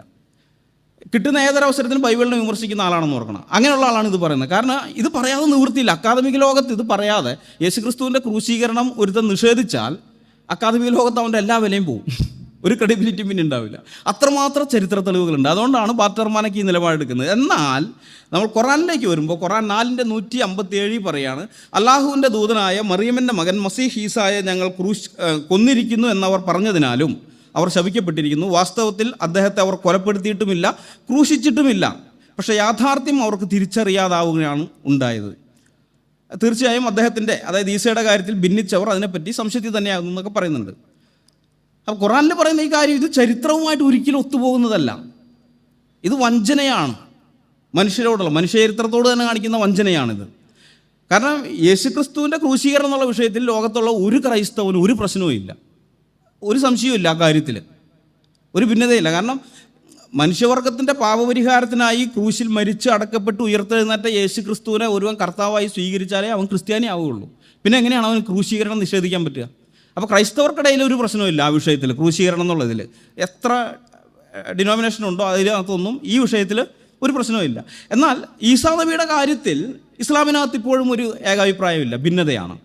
കാരണം ക്രൂശീകരണം നടന്നിട്ടില്ല എന്ന് 4:157 പറഞ്ഞു. അവർ അവനെ കൊന്നിട്ടുമില്ല, ക്രൂശിച്ചിട്ടുമില്ല. അങ്ങനെയാണെങ്കിൽ ക്രൂശീകരണം നടന്നതായിട്ട് എല്ലാവർക്കും അറിയാം. ഒരാളെ ക്രൂശിച്ചിട്ടുണ്ടല്ലോ ഒന്ന്, പിലാത്തോസിൻ്റെ ഇത് പ്രകാരം ഒരാളെ ക്രൂശിച്ചല്ലോ. അതാരെയാ? അതാരെയാ ക്രൂശിച്ചേ? ഈസാനല്ലാതെ നിങ്ങൾ പറയുന്നു. ശരി, ഈസ അല്ലെങ്കിൽ പിന്നെ വേറെ ആര്? ഈ ഇതിന് ഉത്തരം ഈ പണ്ഡിതന്മാർ നമ്മൾ വായിച്ച ചിരിച്ചിരിച്ചൊരു വഴിയാവും. കാരണം ഓരോ പണ്ഡിതനും ഓരോരോ കാര്യങ്ങളൊക്കെയാണ് പറയുന്നത്. പുസ്തകത്തിനകത്ത് ഞാൻ വിശദമായിട്ട് എഴുതിയിട്ടുണ്ട്. ഇവിടെ ഞാൻ ജസ്റ്റ് ഒന്ന് ഓടിച്ചു ഇതായിട്ട് പറയാം. ഈ മൗദൂദിയുടെ, അബുൽ ആല മൗദൂദിയുടെ തഫീമുൽ ഖുർആൻ എന്ന് പറയുന്ന തഫ്സീറുണ്ട്, കമൻട്രി ഉണ്ട്. അതിനകത്ത് പറയാണ്, വഴിയെ പോയ ഏതോ ഒരുത്തനെ പിടിച്ച് യൂതന്മാർ ക്രൂശിച്ചു, യേശു ആണെന്ന് തെറ്റിദ്ധരിച്ചു ക്രൂശിച്ചതാണ്. വഴിയെ പോയ ഏതോ ഒരുത്തനെ, അതാണ് പറഞ്ഞത്. ഇമാം റാസി പറയുന്നത് തെറ്റിദ്ധരിച്ചിട്ടല്ല, മനഃപൂർവ്വമാണ് പൊതുജനങ്ങളെ കബളിപ്പിക്കാൻ വേണ്ടി ജൂത നേതാക്കൾ, കാരണം യേശുവിനെ എടുത്തല്ലോ, അള്ളാഹ് എടുത്ത് മുകളിലേക്ക് പോയി പുള്ളി, അപ്പോൾ ഇനിയിപ്പോൾ ക്രൂശിക്കാൻ ഒരാളെ വേണ്ടേ? അപ്പോൾ ബോധപൂർവം ചെയ്തതാണെന്ന് പറയുന്നത്. എന്നാൽ അൽ-തബരി പറയുന്ന, അൽ-തബരിയുടെ കമൻട്രി പറയുന്നത് അത് ഏതോ ഒരുത്തനെ ഒന്നുമല്ല, വഴി പോയവനെന്നല്ല, യൂദാസിനെയാണ് ക്രൂശിച്ചത്. യൂദാസിനെ രൂപമാറ്റം വരുത്തി, ഈസയുടെ രൂപം കൊടുത്തു. അപ്പം വന്നവരൊക്കെ ഈസയാണെന്ന്, ഈസ പോയി യൂദാസ് ഈസയുടെ രൂപത്തിൽ നിൽക്കുന്നത്, അപ്പോൾ ഉടനെ തന്നെ പിടിച്ച് ക്രൂശിച്ചു. അതാണ് പറഞ്ഞത്. ഇബ്ൻ കത്തീറിൻ്റെ തഫ്സീറിൽ പറയുന്നത്, ഇബ്ൻ കത്തീർ ഇതിനേക്കാളും കോമഡിയാണ്. പുള്ളി പറയുന്നത് ഇങ്ങനെയൊന്നും അല്ല സംഭവിച്ചത്. ഈസ വന്നിട്ട് ശിഷ്യന്മാരോട് പറയാണ്, ആരാണ് എനിക്ക് പകരം കുരിശിൽ കയറാൻ തയ്യാറാകുന്നത്? അപ്പോൾ ഒരു പയ്യനെ എഴുതേക്കും. അപ്പോൾ നീ ചെറുപ്പമാണ്, നീ അവിടെ ഇരിക്കും. വീണ്ടും ചോദിക്കും. അപ്പോഴും ഇവൻ തന്നെ അപ്പോൾ പറയുന്നുണ്ട്, അങ്ങനെ എനിക്ക് വേണ്ടി ഒരുത്തൻ കുരിശിൽ കയറാൻ തയ്യാറായാൽ സ്വർഗത്തിൽ അവൻ എൻ്റെ ഏറ്റവും അടുത്ത സ്നേഹിതനായിരിക്കുന്നു ഒരു ഓഫർ വയ്ക്കുന്നുണ്ട്. അപ്പോൾ അതുകൊണ്ടാണ് ഈ പയ്യൻ എണീക്കുന്നത്. നീ അവിടെ ഇരിക്കുന്നു പറയും. വീണ്ടും ചോദിക്കും, അവൻ തന്നെ എണീക്കും, വേറെ ആരും എണീക്കില്ല. 3 പ്രാവശ്യം ആയി കഴിയുമ്പോൾ പറയാം, എന്നാൽ ശരിയാണ്, ശരി, നീയാണ് എൻ്റെ സ്നേഹിതനാകാൻ യോഗ്യനായവൻ എന്ന് പറഞ്ഞിട്ട് ഈസ മേലോട്ടും പോവും, ഈ പയ്യനെ ഈസയുടെ രൂപത്തിലേക്ക് മാറ്റുകയും ചെയ്യും. അപ്പോൾ അവർ വന്നു കഴിഞ്ഞിട്ട് സ്വമേധയാ ഇവൻ കുരിശിൽ കയറി. ഒന്ന് ആലോചിച്ച് നോക്കണം. മറ്റൊരു പറഞ്ഞത് യൂദാസിനെയാണ്, തബരിയൊക്കെ പറഞ്ഞത് യൂദാസിനെയാണെന്നാണ്, അതായത് ശിക്ഷ, യൂദാസ് ഒറ്റ കൊടുത്തതിൻ്റെ ശിക്ഷയാണെന്നാണ്. ഇബ്ൻ കത്തീർ പറഞ്ഞ ശിക്ഷയല്ല, അത് അനുഗ്രഹമാണ്. സ്വർഗത്തിൽ ഈസയുടെ അടുത്ത സ്ഥാനം കിട്ടാനുള്ള അനുഗ്രഹമാണെന്ന്. അതായത് ആരെയാണ് ക്രൂശിച്ചതെന്ന് ഇവർക്ക് തന്നെ അറിഞ്ഞുകൂടാ. മനസ്സിലായി? ഇവരുടെ ഇടയിലാണ് ഈ പ്രശ്നമുള്ളത്. അതായത് ഒരു നുണയെ ന്യായീകരിക്കാൻ വേണ്ടി, ചരിത്രത്തിൽ നടന്ന ഒരു നുണയെ ഇവർ കള്ളം പറഞ്ഞ് മാറ്റിയപ്പോൾ, അങ്ങനെ നടന്നിട്ടില്ല എന്ന് പറഞ്ഞപ്പോൾ, പിന്നെ ആ നുണയെ ന്യായീകരിക്കാൻ വേണ്ടി ഇവർ ഇന്നോളം 14 നൂറ്റാണ്ടുകളായിട്ട് ഇപ്പോഴും ഇവരുടെ ഇടയിൽ ഏകാഭിപ്രായമില്ല ആരെയാണ് ക്രൂശിച്ചതെന്നുള്ള കാര്യം. ഈ പല ഇതാണ് പറയുന്നത്. ആധുനിക കാലത്തേക്ക് വരുമ്പോൾ വേറെയും കുറേയൊക്കെ ഉണ്ട്. ഈ പൂർണ്ണമായിട്ടും ജീവിച്ചിരുന്ന, ആയുഷ്കാലം തികഞ്ഞപ്പോൾ മരിച്ചുപോയി എന്ന് പറയുന്ന ഇസ്ലാമിക പണ്ഡിതന്മാർ വരെയുണ്ട് ഇന്നത്തെ കാലത്ത്. അപ്പോൾ ഇതാണ് ഈസയുടെ കാര്യത്തിൽ ഭിന്നിച്ചവർ സംശയത്തിലാണെന്നും അവർ ഊഹാപോഹത്തെ പിന്തുടരുകയാണെന്നൊക്കെ ഖുറാനിൽ പറഞ്ഞില്ലേ? കൃത്യമാണ്. ഈസയുടെ കാര്യത്തിൽ ഈ ഭിന്നത ഇപ്പോഴും ഉണ്ട്, യേശുക്രിസ്തുവിൻ്റെ കാര്യത്തിലില്ല. അപ്പോൾ അദ്ദേഹത്തോടുള്ള എൻ്റെ 7ാമത്തെ ചോദ്യം ഇതാണ്. ചരിത്രകാരന്മാർ ഒന്നടങ്കം അംഗീകരിക്കുന്ന യേശുവിൻ്റെ കുരിശുമരണം എന്ന ലോകചരിത്രത്തിലെ ഏറ്റവും വലിയ യാഥാർത്ഥ്യത്തെ യാതൊരു തെളിവുമില്ലാതെ നിഷേധിക്കുന്ന ഒരു വിവരണത്തെ നമുക്ക് എങ്ങനെയാണ് അംഗീകരിക്കാൻ പറ്റുക? ഇത് രണ്ടും ഒന്നാണെന്ന് എങ്ങനെ നമുക്ക് അംഗീകരിക്കാൻ പറ്റും? ഇനി ഞാൻ കുറച്ച് സമയം കൂടി ഇത് പറഞ്ഞുതരാം, ഈ കഥയൊക്കെ എവിടെ നിന്ന് വന്നു എന്നുള്ള കാര്യം. അതായത് കുരിശിൽ മരിക്കാത്ത ഈസാ നബി എന്ന് പറയുന്നത് 7-ാം നൂറ്റാണ്ടിലെ സ്വർഗത്തിൽ നിന്ന് കിട്ടിയ എന്തോ വലിയ വെളിപ്പാടാണെന്നാണ് മുസ്ലിങ്ങൾ പറയുന്നത്. പക്ഷെ അങ്ങനെയല്ല. ഇത് പിശാച് ആദ്യമേ തന്നെ ഇതിനെ ക്രൈസ്തവ വിശ്വാസത്തെ തകർക്കാൻ വേണ്ടി കുരിശിൽ മരിക്കാത്ത യേശു എന്നുള്ളൊരു കഥാപാത്രത്തെ ഉണ്ടാക്കിയിട്ടുണ്ട്. ഞാൻ പറഞ്ഞില്ലേ, ജ്ഞാനവാദികൾ അതിൻ്റെ ഭാഗമായിട്ട് ഡോസറ്റിസം, തോന്നൽ എന്നൊക്കെ പറയുന്നത്, അതായത് ജ്ഞാനവാദികളുടെ വിശ്വാസം എന്ന് പറയുന്നത്, അത് നമ്മൾ ആദ്യം മനസ്സിലാക്കണം, ഭൗതികമായ മനുഷ്യ ശരീരം പാപമാണെന്നും എന്നാൽ ആത്മീകമായിട്ടുള്ളത്, അത് പരിശുദ്ധനായ ദൈവം അല്ലെങ്കിൽ ആത്മീയമായ എന്തും അതെല്ലാം പരിശുദ്ധമാണ്. ദ്രവ്യം പാപമാണ്. അപ്പോൾ അതുകൊണ്ട് തന്നെ പരിശുദ്ധനായ ദൈവത്തിന് ഒരു ഭൗതിക ശരീരത്തിലേക്ക്, മാറ്ററായിരിക്കുന്ന പദാർത്ഥമായ ശരീരത്തിലേക്ക് വരാൻ പറ്റില്ല. കാരണം പദാർത്ഥം പാപവും അശുദ്ധവും നിറഞ്ഞതാണ്. അപ്പോൾ അങ്ങനെ വന്നു കഴിഞ്ഞപ്പോൾ ചോദ്യം വന്നു, അപ്പോൾ യേശുക്രിസ്തു മനുഷ്യനായിട്ട് വന്നില്ല. അപ്പോഴാണ് പറഞ്ഞത് അത് തോന്നിയതാണ്. 3 മിനിറ്റ് ആണല്ലോ. അപ്പോൾ അത് പറഞ്ഞത് അത് തോന്നിയതാണ്, അത് യേശുവിന് ശരീരം ഉണ്ടായിരുന്നില്ല, അത് തോന്നിയതാണ്, തോന്നിപ്പിക്കുക മാത്രമാണ് ചെയ്തത്. ഇതിനെയൊക്കെ ഖണ്ഡിച്ചുകൊണ്ടാണ് യോഹന്നാനും അപ്പോസ്തലൻ പൗലോസും ഒക്കെ എഴുതുന്നുണ്ട് ഇതിനെ, ഈ ഉപദേശത്തെ ഖണ്ഡിച്ചുകൊണ്ട്. വചനം ജഡമായി തീർന്നു എന്ന് എഴുതിയിരിക്കുന്ന വെറുതെ അല്ല, ഇതിന് ഖണ്ഡിച്ചിട്ടാണ്. ഞങ്ങൾ കൈകൊണ്ട് തൊട്ടു, ജീവൻ്റെ വചനത്തെ കൈകൊണ്ട് തൊട്ടു എന്ന് പറയുന്നത് ഇതിനെ ഖണ്ഡിച്ചിട്ടാണ്. മനസ്സിലായി? അപ്പോൾ ഇങ്ങനെയൊക്കെയാണ്. അപ്പോൾ ഇവർ അവരുടെ ഉപദേശം സ്ഥാപിക്കാൻ വേണ്ടി ഉണ്ടാക്കിയ സുവിശേഷങ്ങളുണ്ട്. ഞാൻ പറഞ്ഞില്ലേ, രഹസ്യ സുവിശേഷങ്ങൾ. അപ്പോൾ അതിനകത്തൊന്ന് ഈ പത്രോസിനുണ്ടായ വെളിപ്പാടെന്ന് പറയുന്ന ഇതേപോലത്തെ ഒരു ഇതാണ് അപ്പോക്രിഫ സുവിശേഷം. അതുപോലെ second treaties of the great Seth എന്ന് പറയുന്നത് വേറെ. എന്നാൽ ഇത് അതിനുള്ള എൻ്റെ പുസ്തകത്തിൽ ഞാൻ കൊടുത്തിട്ടുണ്ട് ഉദ്ധരണികൾ. എന്നാൽ ഇപ്പോൾ ഒരെണ്ണം എടുക്കുന്നുള്ളൂ. ബേസിലിഡീസിൻ്റെ പഠനങ്ങളുണ്ട്. അതായത് 2-ാം നൂറ്റാണ്ടിൽ ജീവിച്ചിരുന്ന ഒരു ജ്ഞാനവാദ പണ്ഡിതനാണ് ബേസിലിഡീസ്. അദ്ദേഹത്തിൻ്റെ പുസ്തകം പോയി. പക്ഷേ ആ പുസ്തകത്തിനെ ഖണ്ഡിച്ചുകൊണ്ട് ഐറേനിയസ്, സഭാപിതാവായ ഐറേനിയസ് അഗെയിൻസ്റ്റ് ഹെറസീസ് എന്ന് പറയുന്ന പുസ്തകത്തിൻ്റെ ബുക്ക് 1 ചാപ്റ്റർ 24 പറഞ്ഞിട്ടുണ്ട്. അപ്പോൾ അതിനകത്ത് ബേസിലിഡീസ് പറയുന്നതാണ് കൃത്യമായിട്ട്, നിങ്ങൾക്കത് വായിക്കാം. അതുകൊണ്ട് അതായത് യേശു മരണമടഞ്ഞില്ല, മറിച്ച് ഖുറാനക്കാരനായ ശിമിയോൻ എന്നൊരാൾ അവന് പകരം നിർബന്ധിതനായി കുരിശു ചുമന്നു. യേശുവാണെന്ന് തെറ്റായി തോന്നിപ്പിക്കത്തക്ക വിധം ശിമിയോൻ്റെ രൂപം യേശു മാറ്റുകയും അജ്ഞതയും അബദ്ധവും കാരണം ശിമിയോൻ കുരിശിലേറ്റപ്പെടുകയും ചെയ്തു. ഈ സമയം യേശു ശിമിയോൻ്റെ രൂപം സ്വീകരിച്ച് അടുത്ത് നിൽക്കുകയും അവരെ നോക്കി ചിരിക്കുകയും ചെയ്തു. ബേസിലിഡീസിൻ്റെ അവരുടെ ആദ്യം 2-ാം നൂറ്റാണ്ടിലേ ഉള്ള പഠനമാണ്. അപ്പോൾ ഖുറാനിലെ 4:157 പറയുന്നില്ല, അവർ അവനെ കൊന്നിട്ടുമില്ല, ക്രൂശിച്ചിട്ടുമില്ല, അവർക്ക് അങ്ങനെ തോന്നിയത്. ഡോസറ്റിസത്തിൻ്റെ ഇതാണത്, തോന്നിയത്, ഇല്യൂഷനാണത് എന്ന് പറഞ്ഞില്ല. അത് ഇവിടെ നിന്നാണ് വരുന്നത്, ജ്ഞാനവാദികളിൽ നിന്നാണ്. അപ്പോൾ ഇത് ആ സമയത്ത് തന്നെ സഭ ശപിച്ച് തള്ളിക്കളഞ്ഞ ഉപദേശമാണ്. 2-ാം നൂറ്റാണ്ടിൽ സഭ ശപിച്ച് തള്ളിക്കളഞ്ഞ ഉപദേശത്തിന് 7-ാം നൂറ്റാണ്ടിൽ ഇസ്ലാമിൻ്റെ അക്കൗണ്ടിൽ വരുമ്പോൾ നമ്മൾ സ്വീകരിക്കണം. വേണോ? 2-ാം നൂറ്റാണ്ടിൽ സഭ പറഞ്ഞു ഇത് പിശാചിൻ്റെ ഉപദേശമാണിത് എന്ന് പറഞ്ഞ് ശപിച്ച് തള്ളിക്കളഞ്ഞ സാധനത്തിന് 7-ാം നൂറ്റാണ്ടിൽ ഇസ്ലാമിൻ്റെ അക്കൗണ്ടിൽ വരികയാണ്. ഇത് സ്വർഗത്തിലെ വെളിപ്പാടാണെന്നും പറഞ്ഞ് മുഹമ്മദ് കൊണ്ടുവരുമ്പോൾ നമ്മൾ സ്വീകരിക്കണോ? ഇല്ല, സ്വീകരിക്കേണ്ട ഒരാവശ്യമില്ല. 2-ാം നൂറ്റാണ്ടിൽ സഭ എടുത്ത നിലപാട് എന്താണോ അത് തന്നെയാണ് 21-ാം നൂറ്റാണ്ടിൽ ഞങ്ങൾക്കുള്ളത്. ഈസ എന്ന് പറയുന്നത് ഈ ജ്ഞാനവാദികളുടെ യേശുവാണ്. അതാണ് ഈ ഖുറാനിലെ മുഹമ്മദ് കോപ്പി അടിച്ചത്, ബൈബിളിൽ നിന്നല്ല കോപ്പി അടിച്ചത്, ഇങ്ങനെയുള്ള പുസ്തകങ്ങളിൽ നിന്നാണ്. അപ്പോൾ അന്ന് സഭ തള്ളിക്കളഞ്ഞതുപോലെ തന്നെ ഞങ്ങളും തള്ളിക്കളയും. അപ്പോൾ ഞാനിത് എൻ്റെ വിഷയാവതരണോട് അവസാനിപ്പിക്കുകയാണ്. ദൈവം സഹായിക്കട്ടെ.